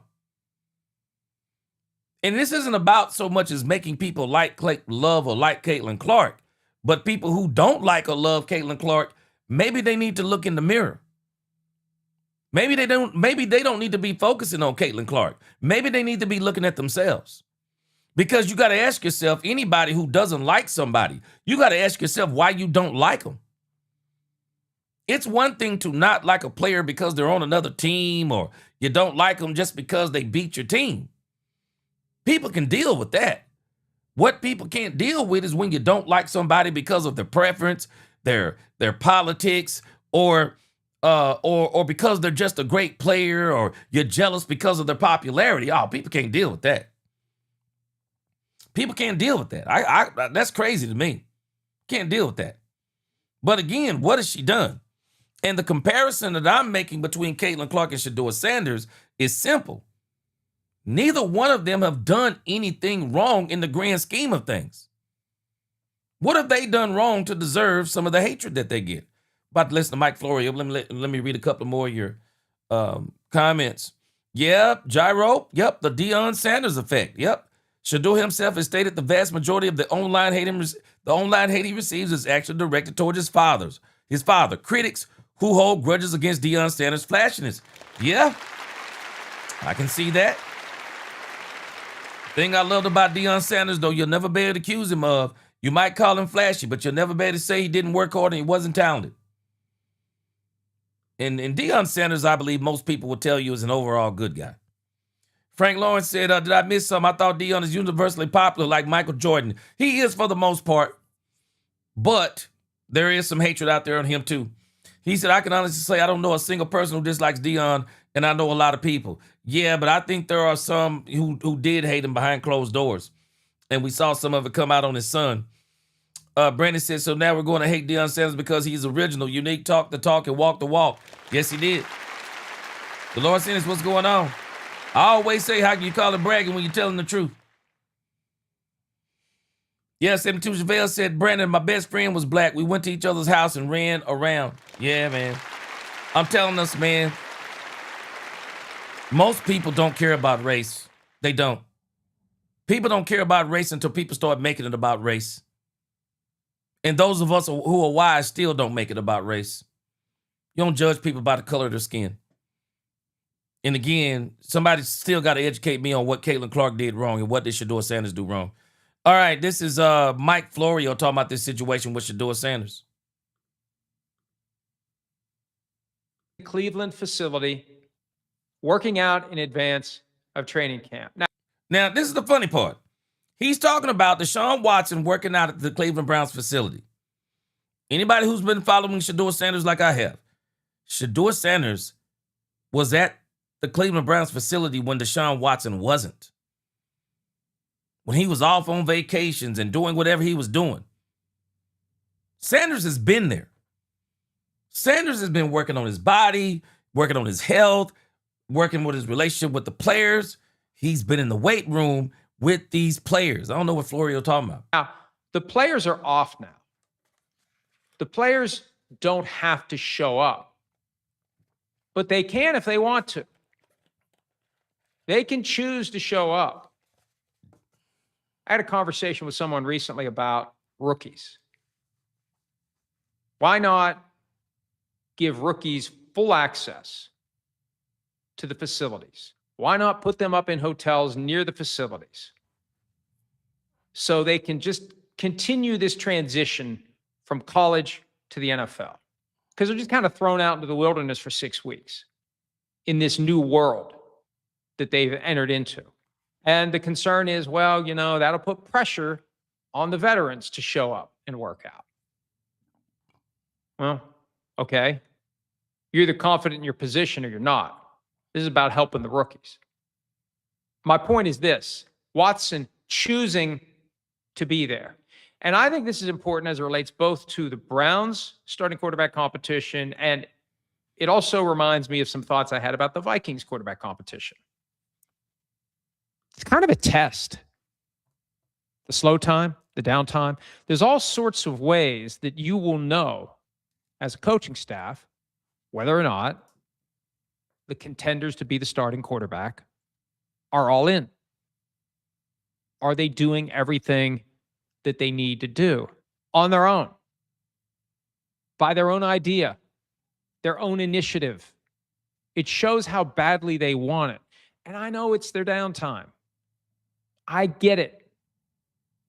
CBA requires that they have that time off. I understand. But you want to be the starting quarterback? You're in competition with somebody else. How do I win that competition? How do I convince the Browns coaching staff, if I'm Deshaun Watson or Shedeur Sanders, to pick me? How do I best position myself? It's beyond the fact that, you know, he's there to work out and help himself get better. That stuff gets noticed. And that becomes a factor when the competition starts. Because week in and week out, if you're the starting quarterback, you want to see the commitment. The Tuesday commitment, the off-day commitment. Are you down at Barnes & Noble looking for books? Or are you in the building, working, contributing to the game plan?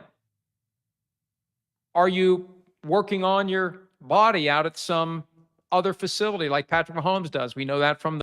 Now, this goes to show you, see, Mike Florio, this is some bias on Mike Florio's part. Shedeur Sanders has been working out. Shedeur Sanders has been at that facility more than Deshaun Watson. And he was there earlier than Deshaun Watson was way back. He's been there. And as a matter of fact, Shedeur Sanders, contrary to what Mike Florio is up here talking about, Shedeur Sanders is still working out with his teammates. The quarterback series that he was featured in. We also know about Barnes & Noble from that series. So, look, it doesn't have to be a cynical view, a tactical maneuver. Let's just see who shows up. But I think it's relevant. Tom Brady has said when he was playing, if you want to beat me, you got to be willing to give up your life because I am. Well, if you want to beat Shedeur Sanders and you're Deshaun Watson, what do you do? If you want to beat Deshaun Watson and you're Shedeur Sanders, what do you do? And I know that they say all the right things about being teammates, but there's only one quarterback. You got to view it as a competition that you intend to win. And if you approach it that way and you make sacrifices during your downtime, it's easy to extrapolate what you're going to do on your day off, what you're going to do on your bye week. Are you all in? It's relevant in Minnesota too. Kyler Murray, whose career has been tarnished by that ridiculous homework clause that was put in his second contract and all the talk about playing video games and not working. You know, that competition looks closer than we thought it was going to be. What's Kyler going to do? What's J.J. McCarthy going to do? So this dead period, when you have a true quarterback competition, this dead period is necessarily a test of who really wants it. It may not matter at the end of the day. but it could be the difference if it's close when it's all said and done. And again, his naivety is he's making the assumption that Shedeur Sanders isn't working out and hasn't been at the facility. And I'll tell you something else Mike Florio isn't saying. Yeah, the players, it matters and they see things. But I'm going to tell you something else that matters to the players too. They also know what Watson is doing. They also know what Watson is doing. Just like when my Dallas Cowboys, when Dak Prescott came in for Tony Romo. And when Tony Romo started getting healthy, and Tony Romo had figured out that Dak Prescott had won the team, one of the things that Tony Romo started trying to do, Tony Romo started trying to invite the team over to his house, and Tony Romo all of a sudden started trying to turn into this great leader, and Tony Romo started trying to do all these things. Mike Florio, can I help you with something? The Cleveland Browns, there are players there. Andrew Berry there. There are people in that organization. They have seen Deshaun Watson not one season. They've seen him now for what, 3? Going on 4 seasons? After paying him $200-something guaranteed million, shown that he actually wasn't as dedicated as he's all of a sudden trying to be, because he's trying to show this league, because he realizes this is probably my last hoorah with the Cleveland Browns, so I want to win a starting job so that I can show the league that I'm actually worth another big-time contract, that I'm worth going to another team I can help you get to a Super Bowl. You don't think that maybe some people are seeing that too? Nah, man. No hate on Deshaun Watson, just facts. If I am the Cleveland Browns ownership, there is nothing that Deshaun Watson can show me. Yeah, we're going to have you in training camp, bro. You're going to compete with Shedeur. We want to see what Shedeur looks like with the pressure on, and you're pushing Shedeur Sanders, and there's a threat of you actually being the starting quarterback. We want to see if Shedeur Sanders rises to the occasion. We want to see what he made of. But if he shows us anything, you done, bro. You done. I'm sorry, there actually shouldn't be a quarterback competition. You're the reason why there is a quarterback competition, Deshaun Watson. No hate, but you can't do nothing for me, bro, because I'm not extending your contract. You already beat us. You all, man, shoot. Nah, bro. You done already beat us. Out of 200 and something guaranteed $1 million, nah, bro. Nah, we're not extending you nothing. Absolutely nothing. Come in here and compete. Other teams can get your tape in training camp, whatever the case may be. See you in a preseason game, but it's over, bro. I'm bringing in a veteran quarterback to back up Shedeur Sanders. And if I'm the Cleveland Browns, I need to see a whole year of Shedeur Sanders. Bottom line. I need to see a whole year of Shedeur Sanders. All right, let me give you another story real quick, and I forgot to put this story on here. Let me flip this story down at the bottom. I saw something about this Cleveland media that's actually funny. This Cleveland media hates Shedeur Sanders. For no reason. Just hates Shedeur Sanders. Well, I don't know if y'all saw this, but Johnny Manziel, before we leave Cleveland, man, Johnny Manziel had something to say.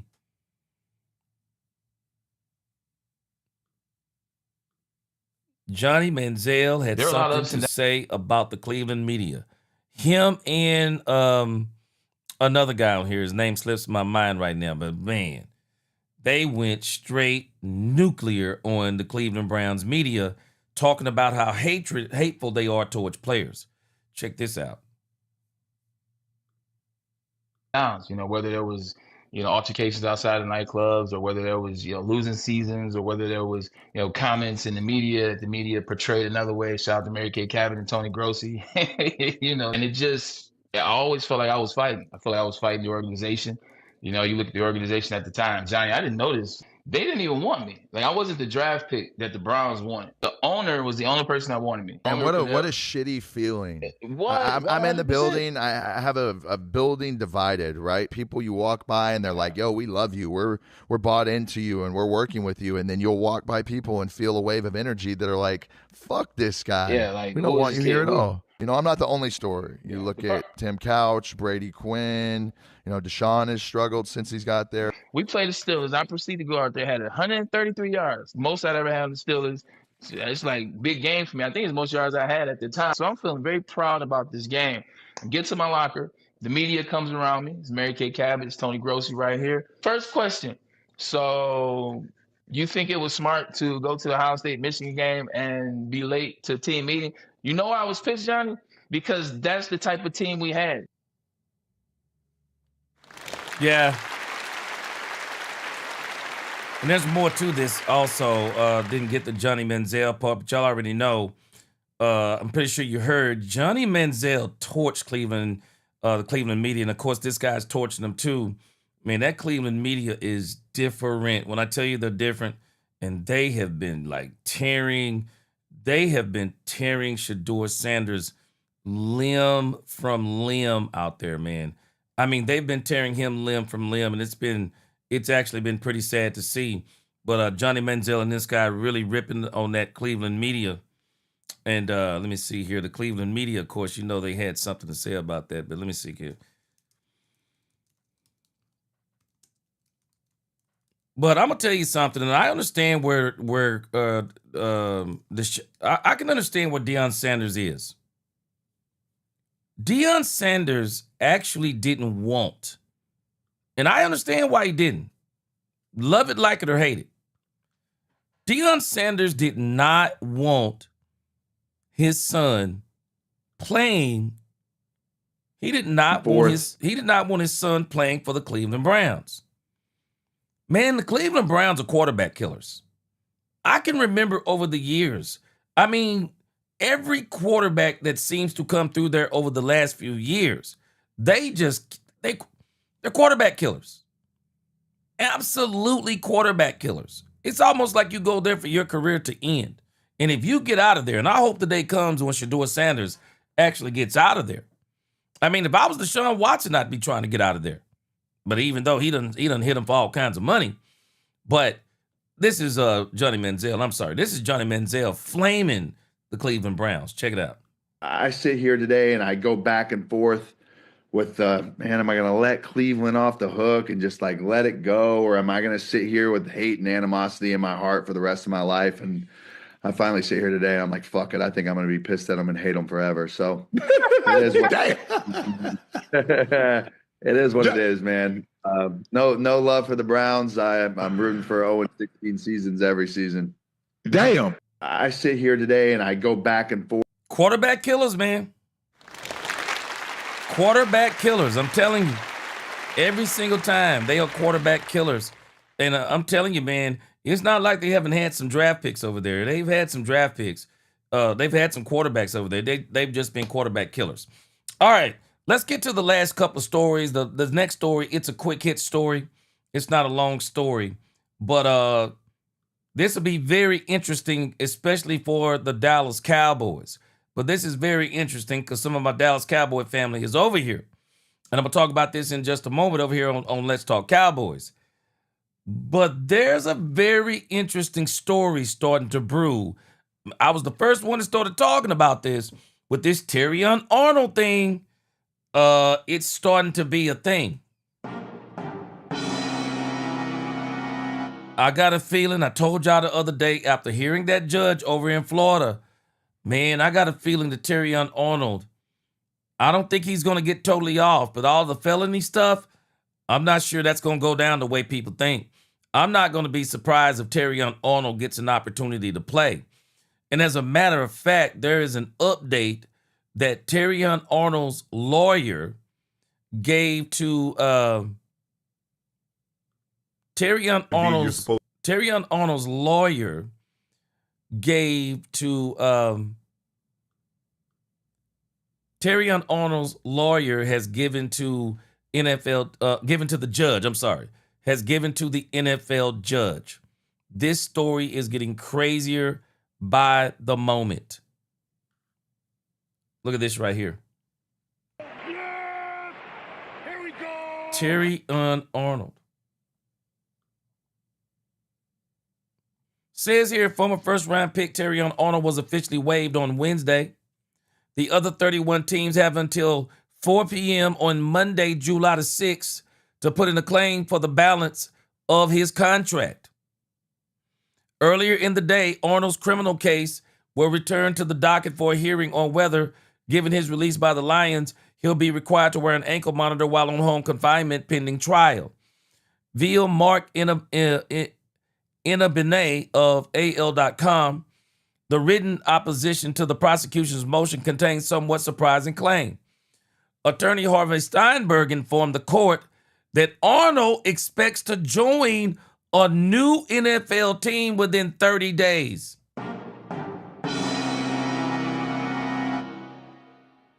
Although Mr. Arnold has been released by the Detroit Lions organization, he already has been contacted by 3 other NFL clubs regarding his services. I'd be very interested to know who those teams are. I mean, I would kind of say that it couldn't be true, but then I'm wondering, why would he be telling the court this if it's not true? Why would he be telling the court this?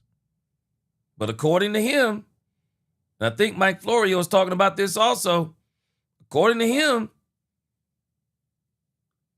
there are 3 teams that are looking at him. I wonder who those teams are. Terry Arnold case. Well, there were 2.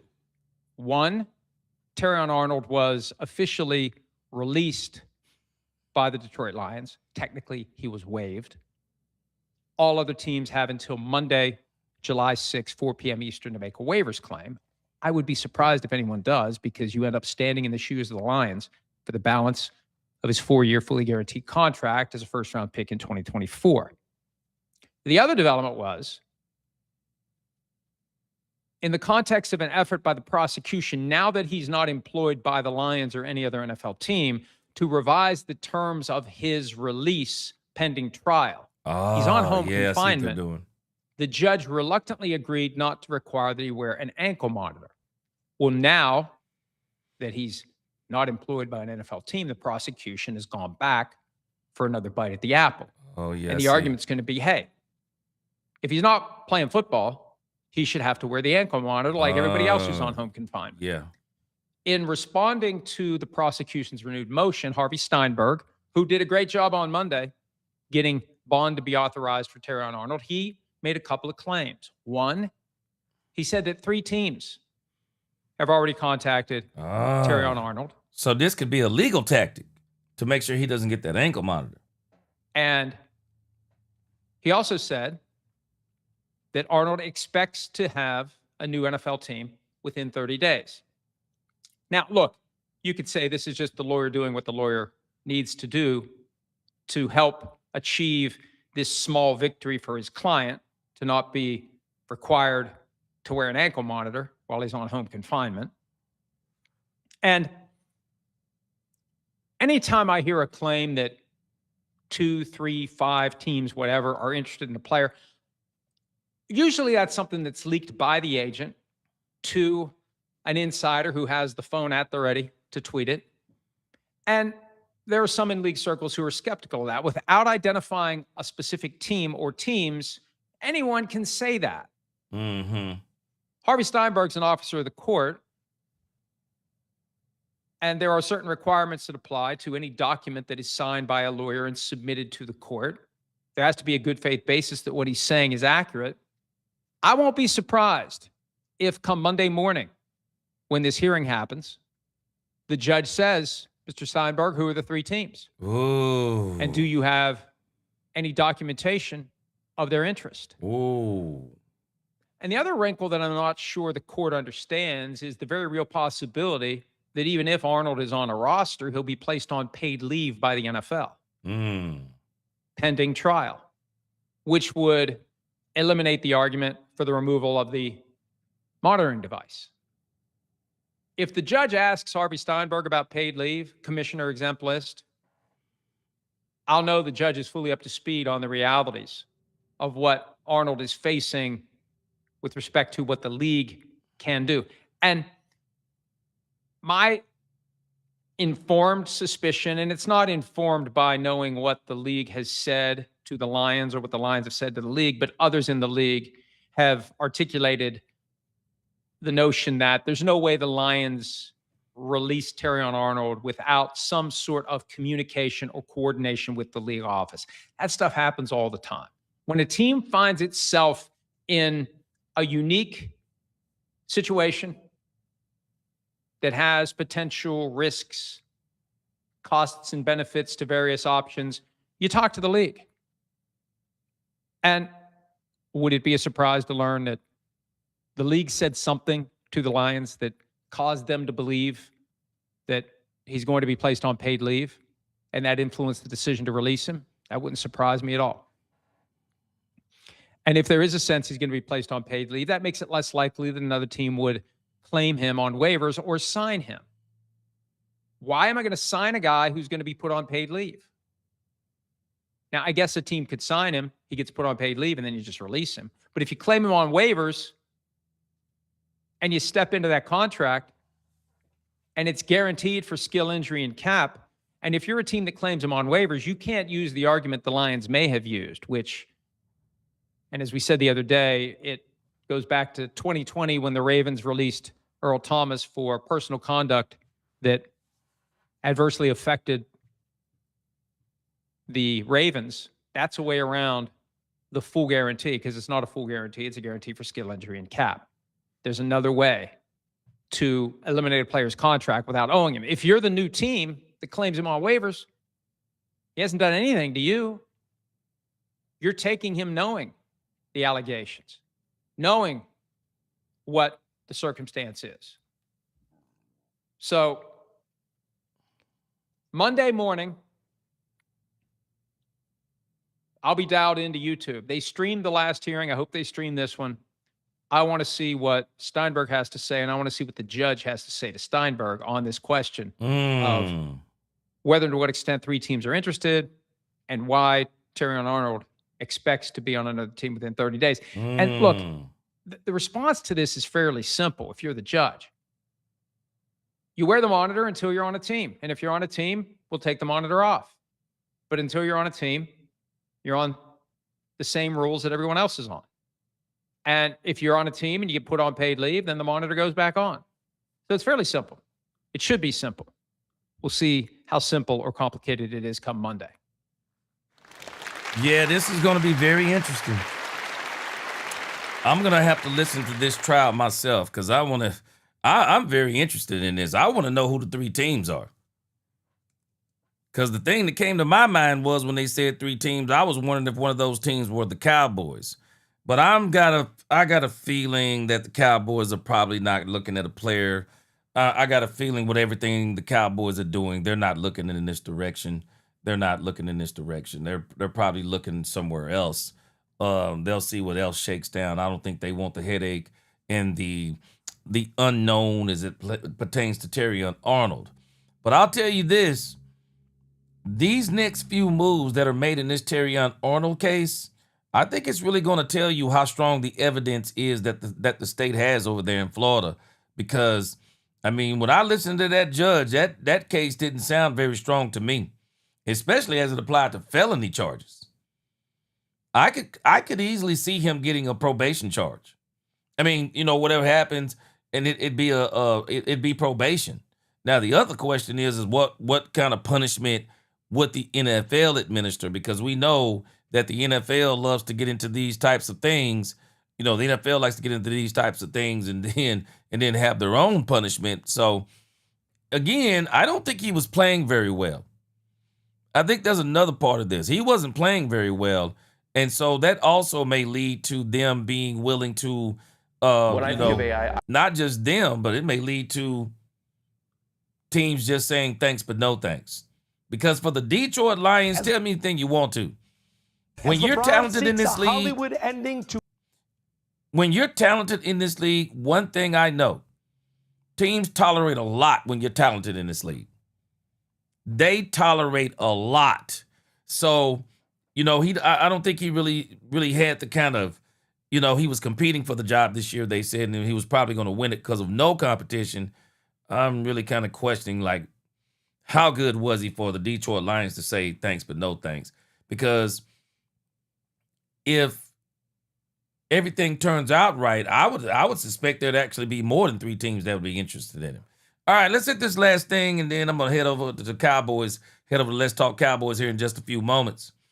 But let's hit this last subject matter of LeBron James. There's LeBron James. Watch. Man, let me tell you something. I don't believe that LeBron James is the GOAT. Doesn't mean that I don't believe he's top 5 player ever to play the game. I can tell you this. It is amazing that at the age that he is at, 41, and he spends $1 million a year on his body. It is amazing that at this stage of his career, there are teams that are still vying for him. I am very interested to see who picks up LeBron James at this stage in his career. Because again, there are some, like I said the other day, man, there's some things that comes along with having LeBron James as a player on your team. He's going to want some things. He's going to want some things. I wouldn't be surprised if it's not long before the Lakers cut his son. He'll probably want you to pick up his son. He said he'll give him some, a discount, but I really would like to know how big that discount is going to be. I really would. Frank Lawrence said the Cowboys have a golden opportunity to reclaim the reclamation project like George Pickens. We got a top shelf NFL DB for cheap rookie contract, number 24, Terrion Arnold. We're going to see. I'm very interested to know if the Cowboys are one of those teams. Raul Lavada, he said, I got a Hummer from LeBron's mom, but so did half of Akron. Wait a minute, do what? What are you talking about? You got a... Man, let me tell you something. If I was a player in this league, you couldn't pay me to even speak to LeBron James' mom. Y'all saw what happened to that player that used to be on the Cleveland Cavaliers. They said dated LeBron James' mom. Man, y'all been seeing the stuff on this dude? Man, you couldn't pay me to try to talk to LeBron James' mom. Find yourself on Skid Row, bro. All right, listen to LeBron James. This is LeBron James Watch. This is what they're saying on ESPN. Here we go. As LeBron seeks a Hollywood ending to his career, he's going to play next season, his 24th in the NBA, if you can believe it, but it's not going to be for the Lakers. LeBron has instructed his agent, Rich Paul, to talk to everyone around the league who is interested and come back to him so he can make his decision. Yes, I know what you're thinking, another decision. Let's get the crew back in here. Shams, we're going to begin with you. Open your notebook for us. What is the up-to-the-minute latest on LeBron and his future? After LeBron James' decision to leave the Lakers on Tuesday, he returned back to the golf course. And so clearly LeBron James is not in a rush right now to make a decision. He's evaluating everything, but his biggest priority in all this is finding a team where he feels like he's going to have a chance to play meaningful basketball, compete for a championship. My understanding is this will not be a financially driven money decision. And so his agent, Rich Paul, has been getting about a dozen pitches ever since free agency opened at 6 p.m. Eastern time on Monday. But when I talk to teams around the league, 3 stand out during this process. That's the Golden State Warriors, Cleveland Cavaliers, and the Miami Heat. So LeBron James will take probably the next few days to sift through all that, figure out exactly where he's at. There is no timetable. I will say, though, I have listened to Rich Paul on his own podcast on Game Over, and he's given hints along the way this year about how the Lakers situation was looking. I do have a hunch that we might get some more hints along the way here the next few days. Very interesting analysis. If I'm a betting man, I think it's Golden State or the Cleveland Cavaliers. I think it's really those two teams. Because I couldn't see why a lot of other teams would be interested in LeBron James. If you're trying to rebuild your team, why would you want an older player in LeBron James? For me, you got to be a player a team that's right there on the cusp of winning a championship. And as it applies to the Golden State Warriors, I could see the Golden State Warriors want to take one last swing at the championship before they just say enough's enough, and then we'll wait until Steph Curry retires or whatever he gonna do, and then we're gonna start rebuilding. But Cleveland Cavaliers, they're pretty close. I mean, they look like a pretty good team. So hometown, LeBron James. If I was a betting man, I'd say Cleveland. Thank you very much, Monica. Jump in here as the East continues to take shape and improve. Do you think it actually behooves LeBron to stay west, which has that two-headed monster in Oklahoma City and San Antonio, if winning another championship is a priority? I do not. I think he should come on over to the Eastern Conference if he wants to have an opportunity to make a final push. For the storybook sake of it all, and quite honestly, for the basketball, I think Cleveland has a interesting opportunity for LeBron James, right? Like, those guys obviously have not been able to get over the hump, even though they got to the Eastern Conference Finals this past season. I think when I look at the three teams that Shams mentioned, that is a group that has sort of a younger core. Yes, James Harden has been in the league almost as long as LeBron, but when you look at Mitchell, Mobley, some of those guys, the issue to me when I think of some of the other teams that are named is, even though LeBron is still very effective, Father Time is real. And so when you talk about Golden State, like, sure, LeBron, Steph, and Draymond sound great, but are they all going to be available and still playing their best basketball by the time? I said that the other day, man. I said that the other day. I mean, you're talking about like the, I didn't coin the phrase, somebody else did, man. You're basically talking about old in state. I mean, man, that's a serious, man. That's why I can't see a bunch of teams really looking at LeBron like that. It just all depends on where your mind is, I guess. We need it in the postseason because the age thing is not changing.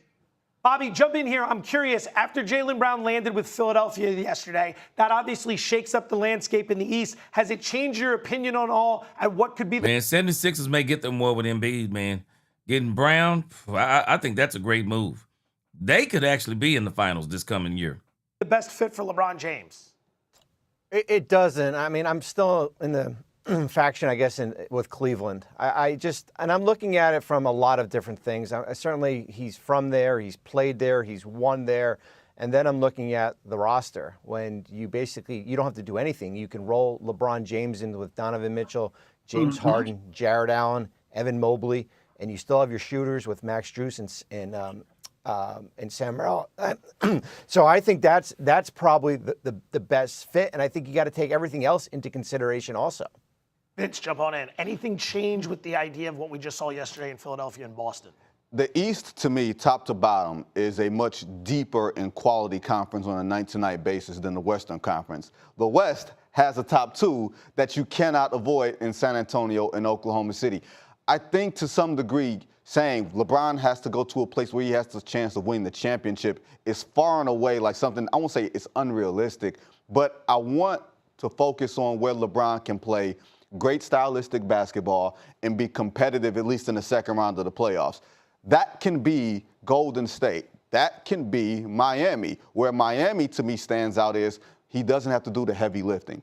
That's for Giannis. That's for Bam. He's become a better spot-up shooter. He's become better to play off of other players, to Monica's point about Father Time being real. You don't want him to be overtaxed by the time the playoffs come around, so where he cannot take it to the extra gear. If he's in Golden State or some of these other places, I'll just say this about Cleveland.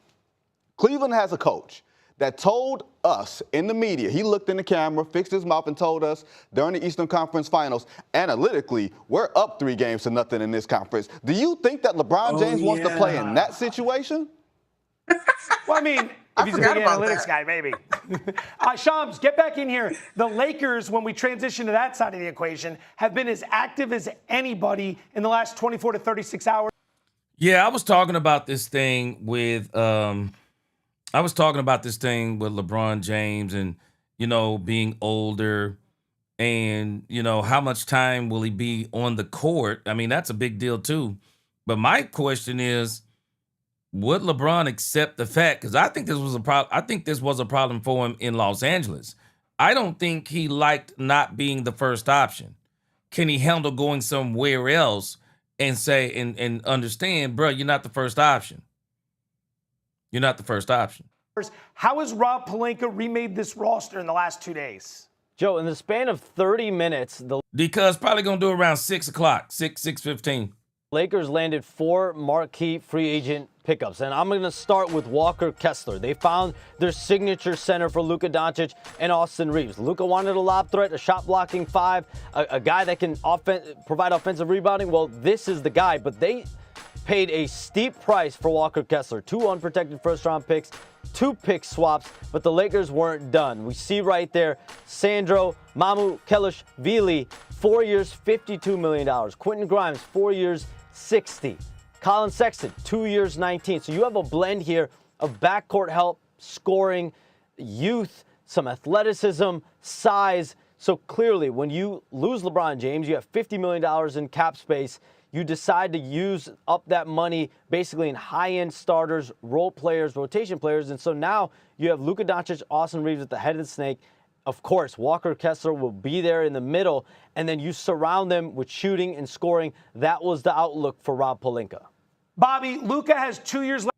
Yeah, they built this team. They're building this team around Luka Doncic. This is Luka Doncic's team. Left on his deal, plus a player option. Are the Lakers officially on the clock to maximize that window? Joe, I thought they were on the clock when Shams broke the news back in February that they were trading for him for Anthony Davis.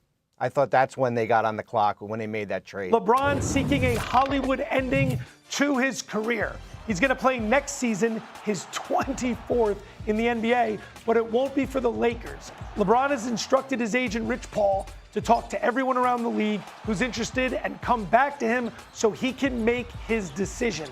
Yes, another decision. Monica, we'll start with you here. Philadelphia, do you think they're now in play for the King after yesterday's trade? I think so, and I might be in the minority on this one, but I think I go back to some of those early series when LeBron was facing a young Jaylen Brown and was very complimentary of his game. I don't know if coming in behind a potential Dean Wade at that starting 4 makes the lightest lift, but I think, as we've seen with Philly consistently, if you've got a healthy Joel Embiid, like that is a team that is going to be formidable in the East, and it would not require a heavy lift of LeBron when I look at the youth that they have around him potentially. And like, I just think the East is better play for LeBron. I think Philly should be in play for sure. Bobby. I think without LeBron James, the 76ers are probably going to be challenging for the NBA championship. I think without LeBron James, I wonder if they would want to bring him in. Be very interesting. So obviously, LeBron's going to take his time here. He's going to assess every possible situation, but he's clearly paying attention to what's going on. Philly making the move for Brown. Does that make Philadelphia a more enticing landing spot potentially? It does on the court, but what does LeBron want, right? I think there's a lot of different things that are in play here, not just a team that can compete for a championship. I think there's the locker room part of it. There's the how close is he going to be to home potentially? So you could certainly throw Golden State in the mix, who he used to play for, Cleveland and Miami here. I don't think LeBron is at a point right now where he's trying to chase another ring. I think he's trying to finish out his career where, as we've talked earlier in the week, where he's happy. Why would he not want to talking about this? Why would he not be chasing the ring? Because if I'm not chasing the ring, then I'm not taking no discount. That's crazy to me. Why would he not chase a ring? That doesn't make sense to me. All week, stacked top to bottom. The teams continue to get better all the way up and down. Out west, it's the two-headed monster of OKC and San Antonio. If an injury is to occur to one of those two, obviously it opens the door for somebody else. Is it actually better for LeBron to stay west if chasing a championship is a top concern? It depends on if he's chasing a championship. Is he chasing competition? Is he chasing being able to compete in the second round? But to your point, the East is better top to bottom. When you talk about the top 6 teams and then you talk about the Indiana Pacers, it's going to be a bloodbath on a nightly basis to jockey to get yourself to a home court advantage in the first round, home court advantage throughout the course of the playoffs. In the West, it's 2 teams you got to worry about. It's Oklahoma City and San Antonio with respect to Denver, with respect to Minnesota at this point. So that's why I think a place like Golden State gives LeBron a little bit of an edge because there is some familiarity. Let's be honest here. LeBron in any other uniform is going to look weird and going to look funky when he does his, farewell tour. I don't know if he wants to go into a situation where he has to change the culture. In Philly, you might have to change the culture. In Cleveland, you might have to make that culture tougher and give your coach a scoreboard so he can know that the game is played on the board and not in analytics. Like, I don't know if all those things I don't know if he can do that at this stage of his life. Who wants to do all that? Monica, let's look at it from... Go ahead. But are we saying that he really just wants to go and join a team and just have a good time and do nothing? This is exactly what I was saying the other day. Why would LeBron James do that? If I'm LeBron James, no, I'm going to the team that gives me the best opportunity to win the championship. That's where I'm going. I'm going to have fun for it, man. I'm old. I'm 41. I'm not going just to hang out on some doggone team. No, man, this is probably going to be my last 2 to 3 years. I'm going to where I can go out on top. Give me a championship and I'm gone. I don't understand that. If he wants to, if he just want to be happy. Like, if he's signing up for another year in this league, there is some level of competitiveness that even I don't think he can deny. So if you all of a sudden go to Golden State, the weather is great for golfing. I'm playing with Steph, but y'all not doing that. And like, I don't see those guys bowing out either. Like, there is going to be some engagement in this upcoming season. Like, we can't act like that's not a thing. Bobby, jump back in here. Yeah, I mean, listen, I think we've talked about the three teams with Miami, Golden State, and Cleveland here, and I would, even with Philly getting Jaylen Brown here, I still put them as the three teams that we should focus on. Me and Wendy and I talked Denver yesterday. Listen, if you want to go try to win a championship and you want to stay out west, how about the Denver Nuggets? Like, how about go pair Jokic, right, and try to dethrone those two monsters up top here? But I think we could throw LeBron's name in a lot of different places. Keep in mind, too, golfing at altitude, those drives are going to fly a lot further. We can shave a few strokes off the handicap. Hey, it's LeBron James. We got to take everything into account here, McNutt. You can go ahead and silence your mic if you want. But the point is, we've got to see this all the way through.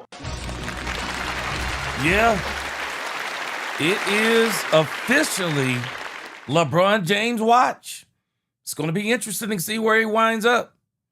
But I don't know what these guys are talking about, because if you ask me, LeBron James would be crazy to go somewhere just to have fun.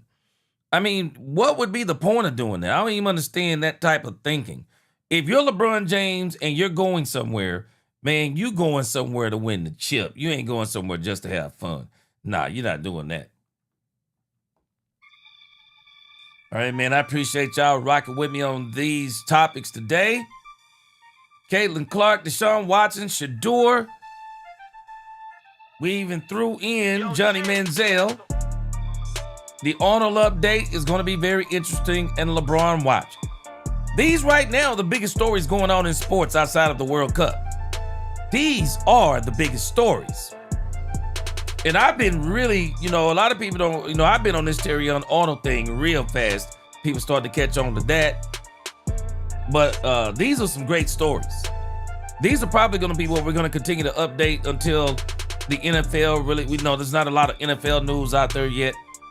Nothing crazy like Aaron Donald coming to the Rams, even though he's still releasing videos out there on his personal workouts. But this is going to be big news.